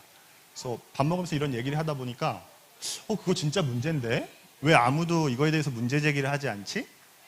라는 걸 알게 됐어요. 그래서 막 제가 검색도 해보고요, 구글링도 해보는데 아무도 일회용 우비를 사용하는 게 문제라는 얘기를 아무도 안 하는 거예요. 일회용 텀블러는 많이 얘기하는데 일회용 컵은 그러면 이제 보통 이렇거든요. 저희가 소셜벤처 하는 분들 오늘 다 뵈셨지만 다 비슷하거든요. 세상에 이런 문제가 있는데 누군가 이거를 하고 있으면 안 했을 확률이 높아요. 근데 아마 119 레오 대표님도 마찬가지고요. 소방관을 위한 어떤 누군가 그 일을 하고 있었으면 안 하셨을 수도 있어요. 그렇죠. 근데 저희도 이거 문제인데 왜 아무도 해결하고 있지 않지? 그러면 보통 이제 저희 같이 사업하는 사람들은 이렇게 생각을 하게 되거든요. 아무도 안 하면 이거 내가 해야 되는 거구나, 이렇게 자연스럽게 생각을 하게 되고요. 그래서 이제 1년 전부터 제가 이 프로젝트를 계속 이제 준비를 했던 것 같습니다. 그래서 제주 출장 올 때마다 정말 많은 사람들을 만났어요. 만나서 이 문제 얘기하는 거예요. 이거 좀 문제 아니에요? 왜 이렇게 일회용 우비에 대해서는 아무도 문제 제기를 안 하는데 저 이거 되게 문제인 것 같아요. 계속 만나고 다니니까 사람들이 그거 문제인데요? 진짜 문제네요? 그러면서 막 많은 사람들을 연결해 주시고 소개시켜 주시고 이분도 만나보세요, 저분도 만나보세요, 이런 얘기를 듣게 됐어요. 그러면서 이제 제가 그럼 일회용 우비를 다회용으로 전환하면 좋겠는데, 그래서 다회용 우비를 검색해 보니까 예쁜 우비가 하나도 없는 거예요. 다 우중충해요. 별로 안 입고 싶어.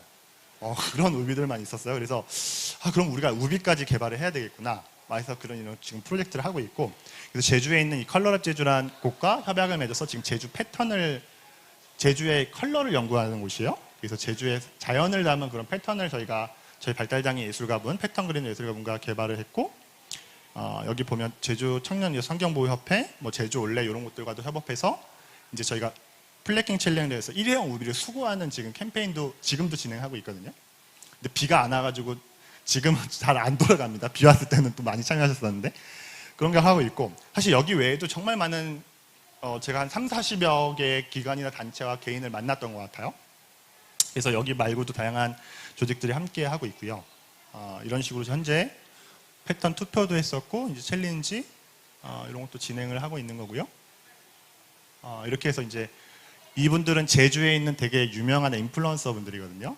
그래서 이 인플루언서 분들 2명을 섭외해서 이렇게 광고 촬영도 하고요. 지금 제가 사실은 가지고 왔는데 이따가 토크 콘서트가 있나요? 그때 좀 보여드릴게요.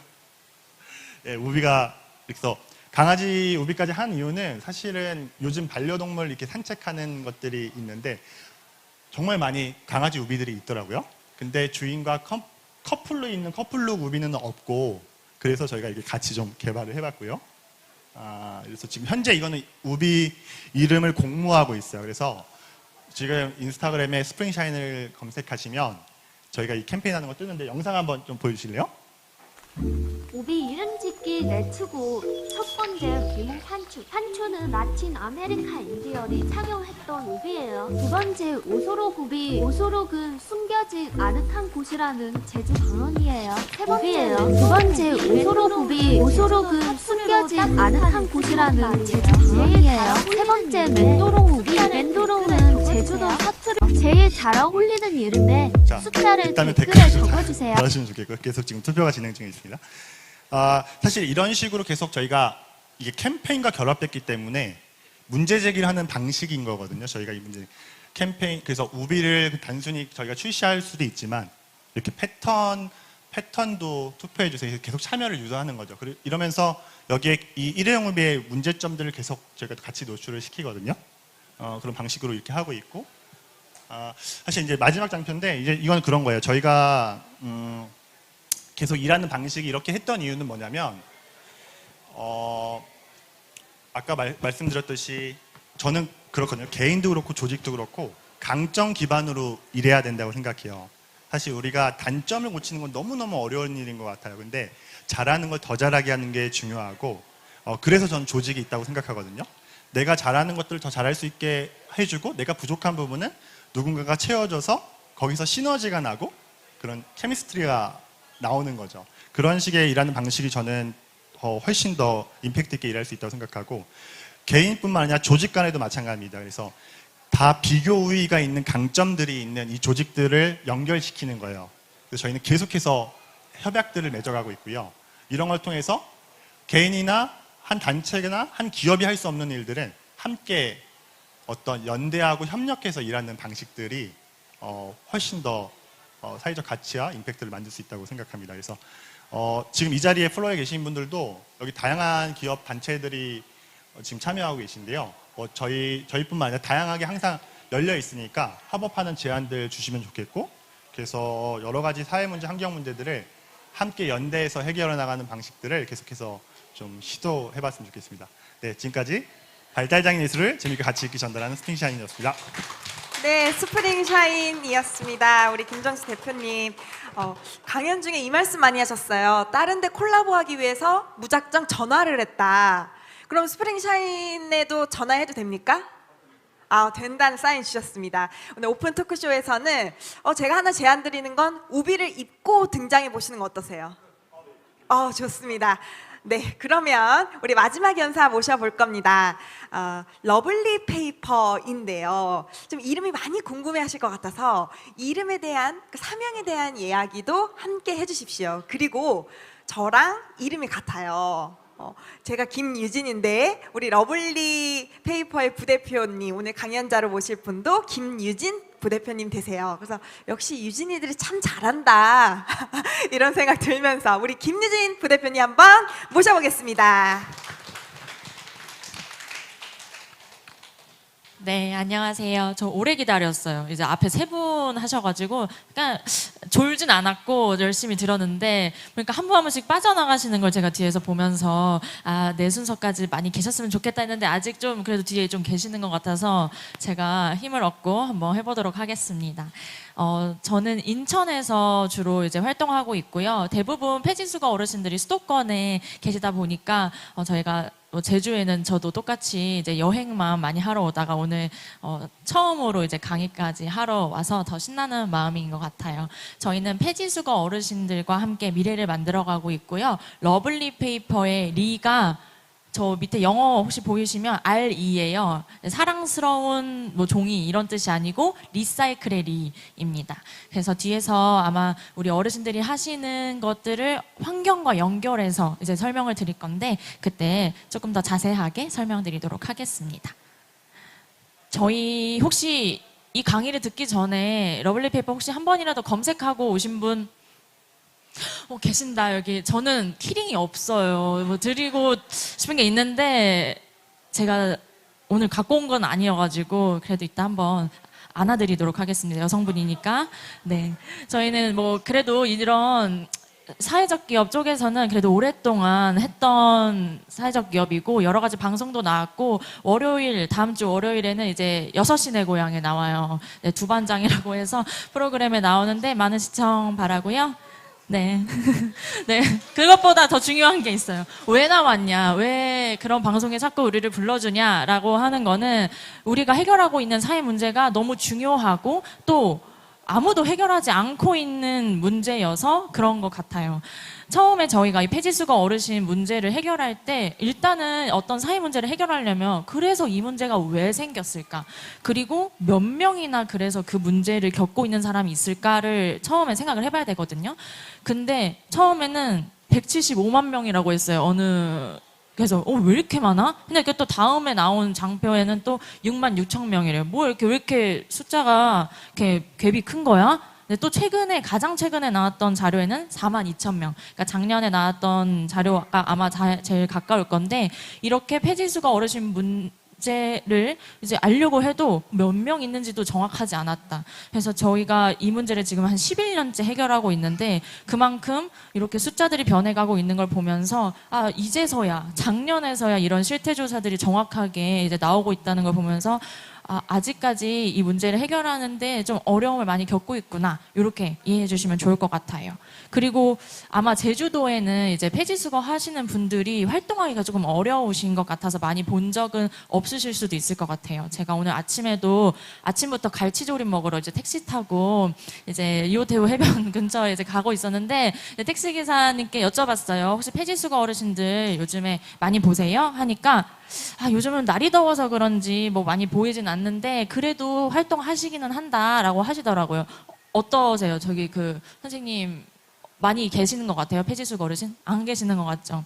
그러니까 제주도는 조금 이제 거리가 이제 상가마다 조금 멀다 보니까 어르신들이 더 다니시기도 좀 어려우신 것 같은데 대부분 수도권에서 이제 하고 계시는 어르신들은 만 76세 이상이 한 75%에 육박해요. 그러니까 고령이신 분들. 고령이신 분들이 대부분 많이 활동을 하고 계신다.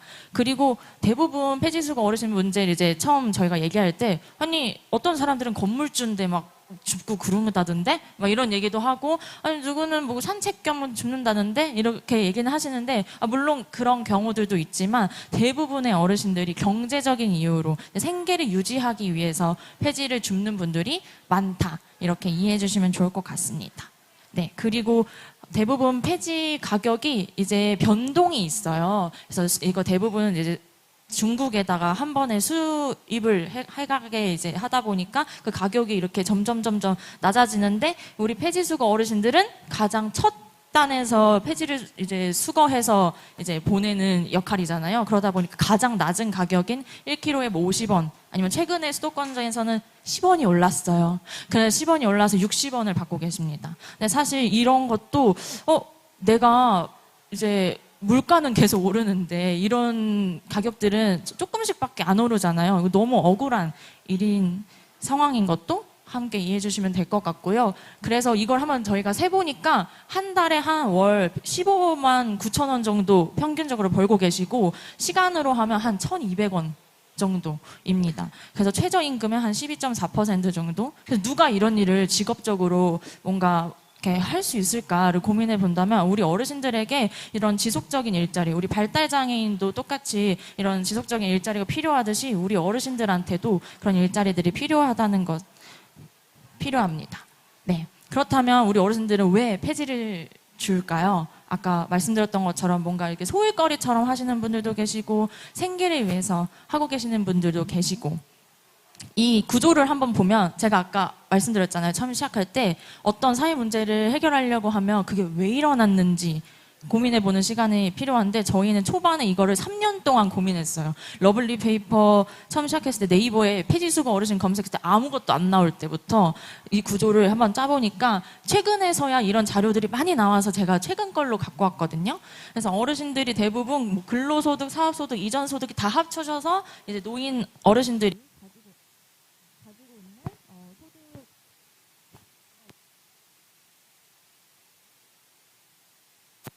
제가 모르고 꺼버렸어요. 눌러가지고. 네. 세 가지 소득을 가지고 이제 평생에 소득이 이렇게 한다고 생각해 주시면 될 것 같은데 대부분 어르신들이 근데 월에 필요한 소득은 한 130만 원 정도예요. 근데 아까 시급이 1,226원이라고 했고 월 15만 9천 원을 폐지수거 어르신이 번다고 했는데 그래서 폐지수거 어르신한테는 더 많은 돈들이 필요한 거죠. 이제 평균적인 어르신들은 추가적으로 한 56만 원 정도가 원래는 더 필요한 거죠. 그래서 다 일을 뭔가를 하셔야 되는데 할 수 있는 일이 이제 너무 부족하다라는 거 이해해 주시면 될 것 같아요. 이게 아까 말씀드렸던 가장 최근의 자료들이고요.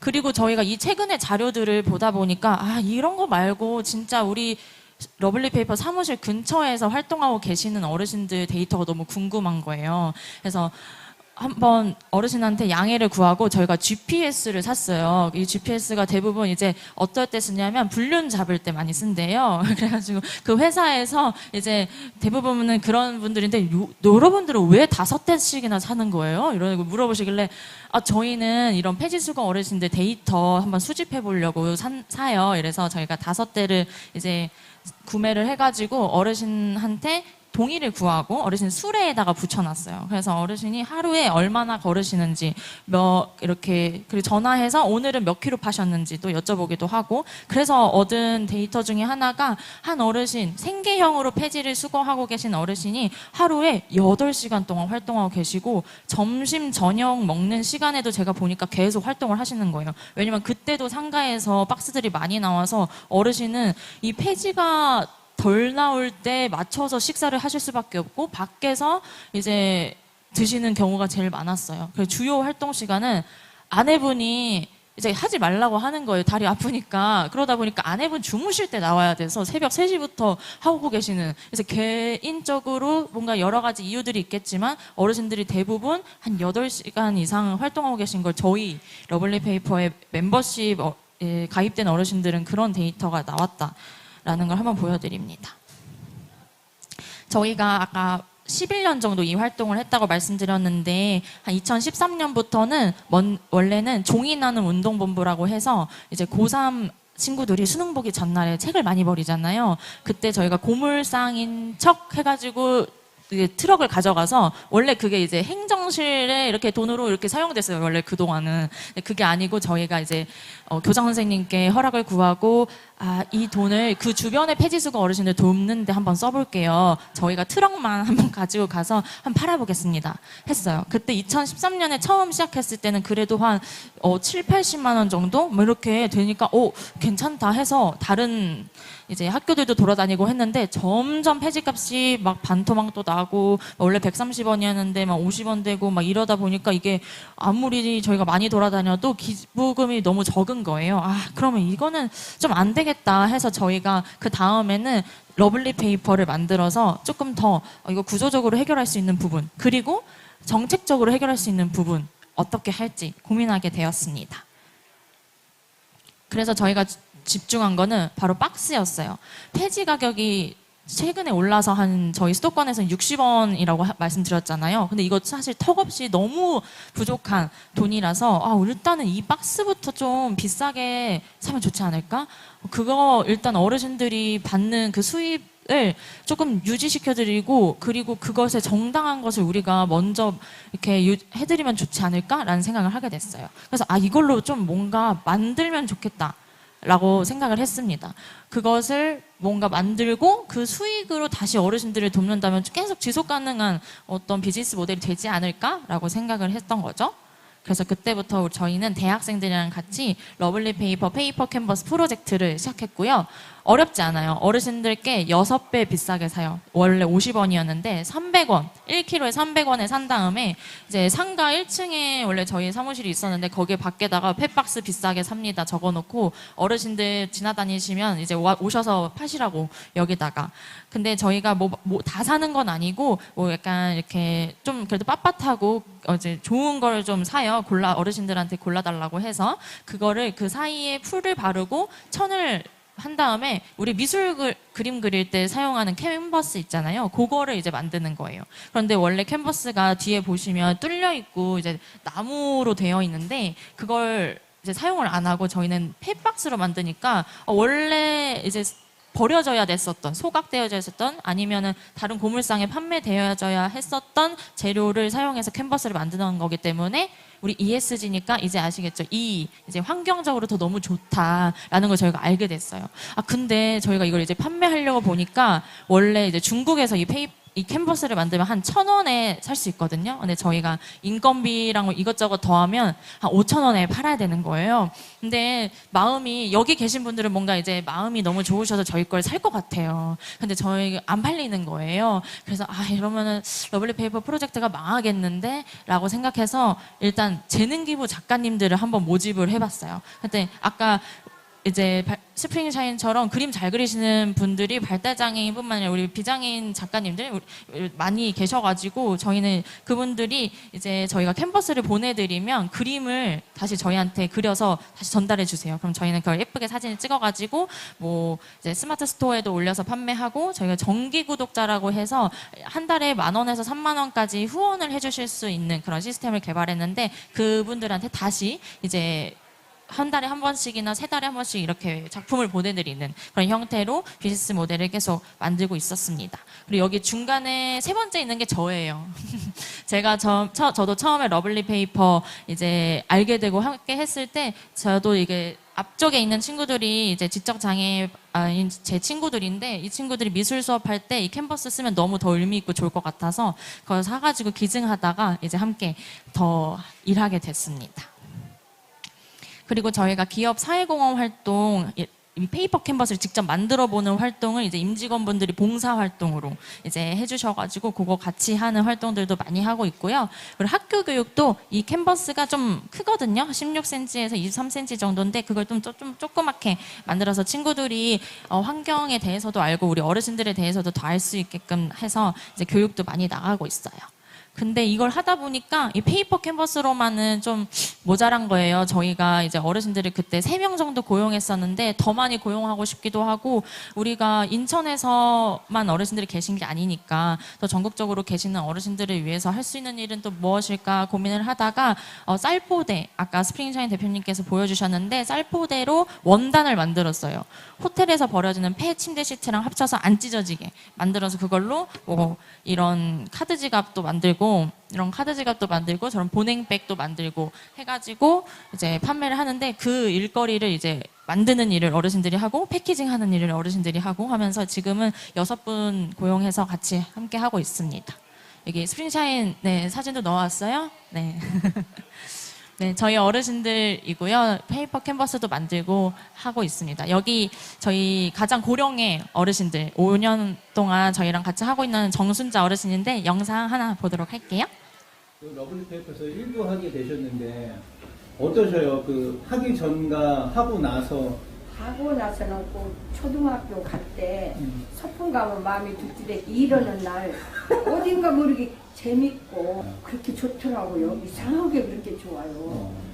돈을 떠나서도 그렇게 그냥 여기 와서 그렇게 하고 엄마들 만나서 이야기를 하고 여기 나오는 게 그렇게 좋더라고. 즐겁고 그 설레임.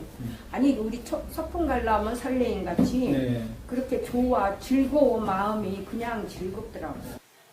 네, 저희 어르신 인터뷰인데 사실 저희가 이 질문을 드렸을 때 기대했던 대답은 예전보다 돈 더 많이 벌어서 좋아. 뭐 이런 대답. 우리는 그게 너무 자부심이니까 어르신이 원래는 밖에서 오랜 시간 일을 하셔야 벌었던 돈보다 한 지금 4배 정도 이상 더 많이 벌고 계시고 이제 더 적게 일하시는데 실내에서 일하시고 이런 변화를 가져왔으니까 당연히 그게 더 좋으실 거라고 생각했는데 어르신은 아니셨던 거예요. 조금 더 동료들과 함께 일하는 게 너무 좋고 내가 출근하면 눈 뜨면 출근할 때가 있어서 좋고 그런 이제 소속감들과 자존감을 높여주는 일들이 너무 좋으셨다고 말씀을 해주시는 거예요. 그래서 저도 사실 이제 러블리 페이퍼 일이 많아요. 지금 앞에서 보여드렸던 것들을 다 하려면은 이제 힘든데 저희가 운영 인력이 3명이고 어르신들은 6분 계시니까 이제 3명이서 이 일을 다 하기가 너무 힘든 거죠. 그래서 저도 사실 어르신의 이 대답을 거의 매일매일 상기하는 것 같아요. 그리고 이 어르신 빼고 또 이제 폐지를 주는 어르신분들한테 그래도 하루에 한 번씩은 꼭 전화 드리는 것 같아요. 안부 겸 그리고 저도 이 일을 하는 이유를 잊지 않으려고. 그래서 어르신들이 저희 러블리 페이퍼와 같은 회사가 더 많아지면 좋겠고 저희가 더 확장해서 이 문제를 정말 해결해버리고 이제 망했으면 좋겠다는 게 저희의 가장 큰 바람입니다. 그리고 저희도 아까 전략적 제휴를 통해 글로벌 기업들과 함께 이제 어르신을 지원하고 있는 일도 같이 하고 있습니다.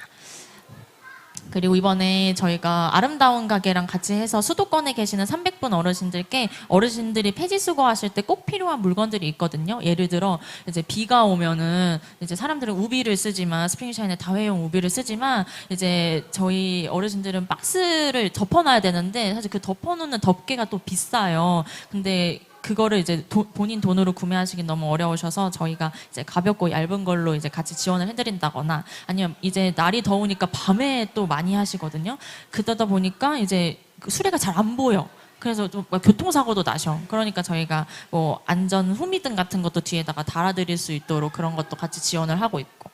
그리고 어르신들이 저는 가장 중요한 건 이걸 직업이라고 생각하고 좀 자긍심을 가졌으면 좋겠는데 사람들이 이걸 하는 어르신들이 좀 너무 불쌍하게 보거나 뭔가 안타깝게 보거나 그런 시선들인 거예요. 그래서 저희가 이번에 저 오른쪽에 있는 사진처럼 유니폼을 만들었어요. 여기는 우리는 자원재생 활동가입니다라고 써져 있어서 어르신들을 자원재생 활동가라고 부르고 이 옷을 입고 하시면 조금 더 내가 이 일을 하는 게 맞아 자랑스러워 우리가 하고 있는 일이 진짜 자원순환에 기여하는 일이야 라고 생각하실 수 있도록 하고 있어요.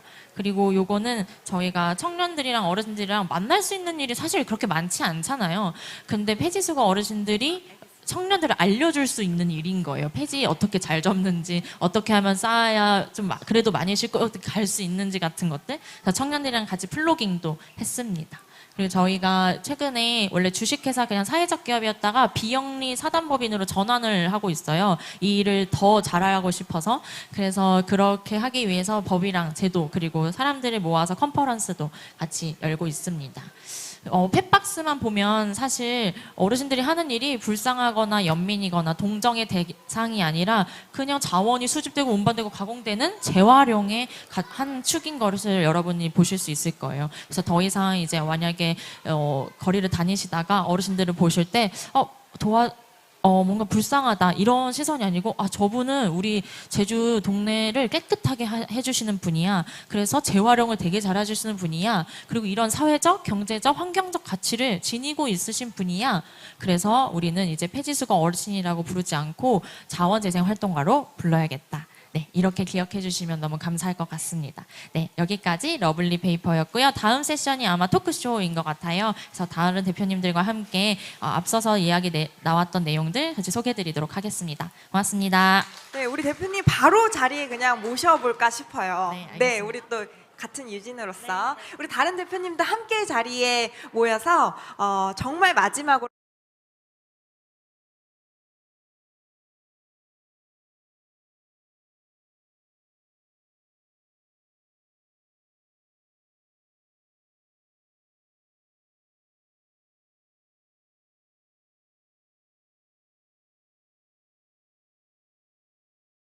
계세요.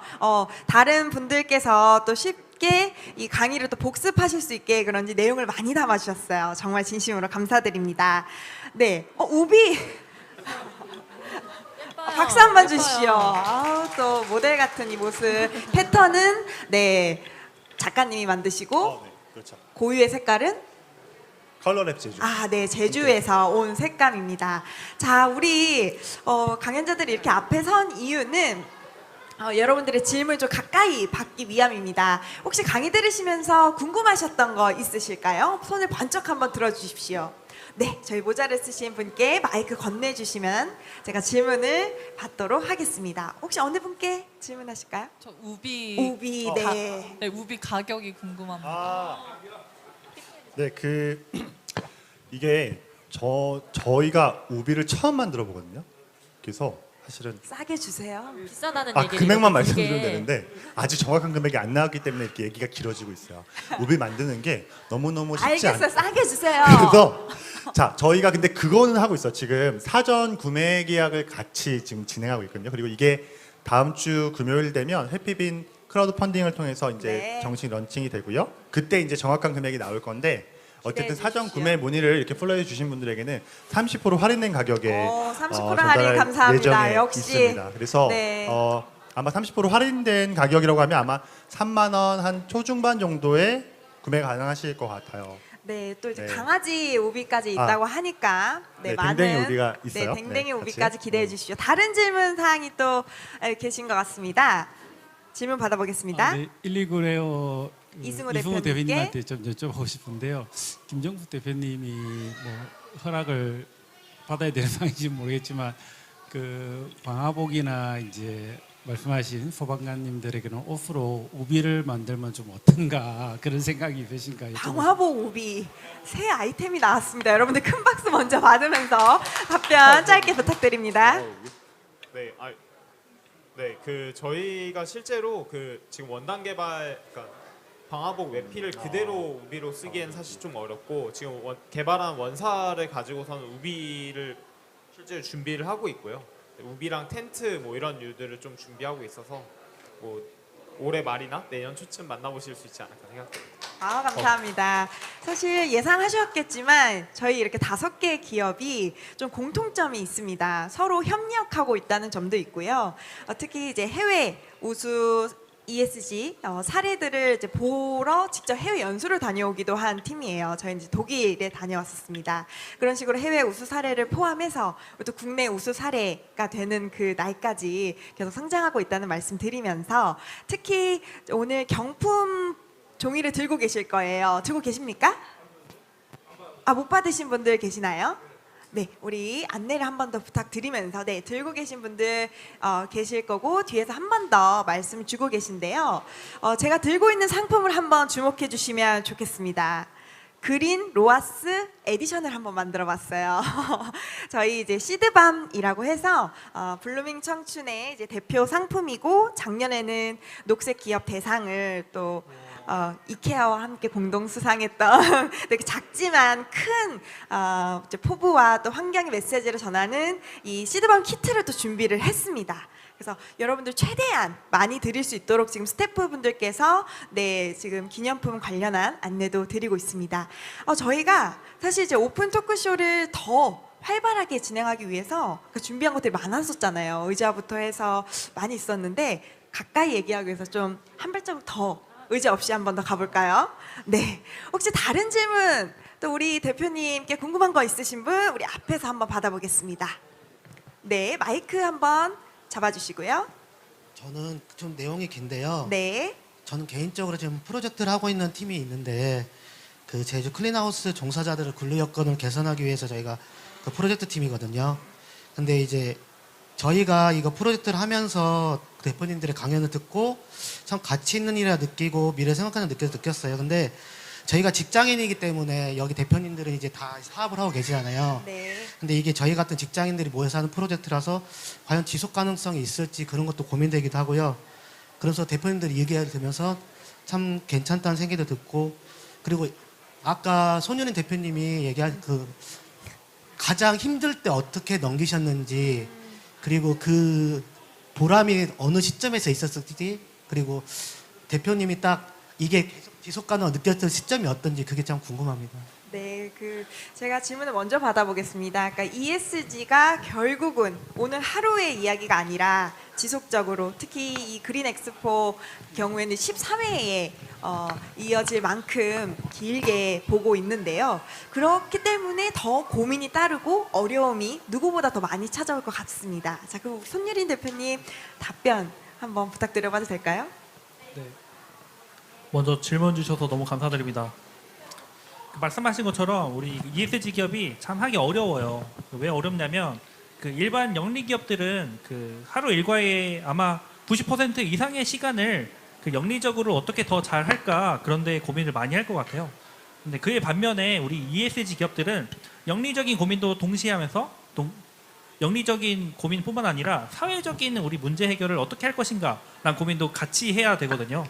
그래서 더 곱절만큼 어렵지 않을까 싶습니다. 그리고 제 그 개인적인 사례, 민들레맘을 하면서 좀 어려운 점이 굉장히 숱하게 넘칠 만큼 많았는데 그럼에도 불구하고 오늘 이 자리까지 5년 넘게 그 열심히 해올 수 있었던 까닭에는 좀 사실 좀 상투적인 말일 수 있겠습니다만 그 병원에 있는 아이들과 함께하는 시간이 그만큼 값지기 때문이 아닐까 싶습니다. 그러니까 저도 막 진짜 이거 너무 막 힘들다 막 울면서 막 그런 시간이 되게 많지만 매주 봉사활동을 가거든요. 매주 봉사활동을 가면서 화나와 보호자분들을 만나면서 그래 이거지 내가 이거 열심히 고생하는 까닭이 여기에 있다 그런 동기부여를 매주마다 하기 때문에 어떤 어려움을 만나더라도 포기하는 생각은 절대 안 하는 것 같아요. 그래서 이처럼 좀 본인이 살면서 좀 내가 어떤 일을 할 때 가장 보람을 느끼고 가치를 느낄까 그런 것들을 좀 생각해 보시면 더 좀 알차고 재밌는 시간을 보낼 수 있지 않을까 네, 싶습니다. 아마 다른 대표님들 다 공감하시죠? 우비 공감하십니까? 이름이 이제 미스터 우비 이렇게 불러야 될 것 같은 우리 또 질문 주신 분께서 사업 구상을 좀 하고 계신 것 같아요. 이거 끝나고 혹시 멘토링 가능합니까? 1대1로. 제가 뭐 부족한 게 많지만 그 언제나 열려 있습니다. 제가 대화 시간을 만들어 드리도록 하겠습니다. 우리 다른 분께도 한번 마지막이 될 것 같은데요. 질문 받아보면서 네, 거의 마무리로 가야 할 것 같습니다. 혹시 나 정말 궁금한 거 있었다 하시는 분 계실까요? 네, 가운데 분께 우리 질문 기회 드리겠습니다. 저는 그냥 ESG가 궁금해가지고 여기 토크쇼에 참여한 사람이어가지고 제가 이제 메디필 이런 거 하면서 본 적도 있었고 저도 그 여우 그림도 하면서 본 적도 있어서 약간 이런 것들이 조금 저한테는 그냥 스쳐 지나가는 상품 어떤 마케팅의 어떤 캐릭터다 이렇게 생각을 했는데 제가 이 강연을 들으면서 그 김유진 분의 그걸 너무 좀 잘 봤어요. 왜냐면 그 미래의 비전이 너무 좋은 거예요. 그런 자원재생 전문가라는 그 매칭이 너무 좋았고 그래서 이 브랜드의 뭔가 비전이 더 궁금해진 게 되어가지고 다음은 어떤 걸 하고 싶으신지 그런 게 너무 궁금해요. 네, 감사합니다. 저희의 비전은 일단 저희가 올해 하반기에 이제 인천에 처음으로 자원재생 활동과 지원 센터라는 걸 만들거든요. 이제 폐지와 수거 어르신들만을 지원하는 센터나 어떤 법이나 제도가 너무 필요한데 그런 게 너무 미비했었어요. 사각지대에 있는 부분들이 있었기 때문에 그래서 그것들을 먼저 만드는데 거기에 이제 어르신들이 바리스타로 이제 일을 하게 되시고 이제 사람들은 어르신들이 내어주는 뭐 쌍화탕 아니면 뭐 청 이런 뭔가 한국적인 그런 음료들을 어르신들이 직접 내어주면서 사람들과 어르신들이 얘기하는 그런 커뮤니티 공간으로 만들 거예요. 그래서 그런 것들이 이제 주요한 도시들에 계속 생겨났으면 좋겠다라는 게 저희의 바람이고 저희가 아까 뭐 원래는 저희가 영리만 생각하는 그리고 비영리 이런 ESG적인 같이 하고 있지만 그런 주식회사였다가 아예 이제 비영리 후원 받아서 하는 그런 회사로 아예 전환을 지금 하고 있거든요.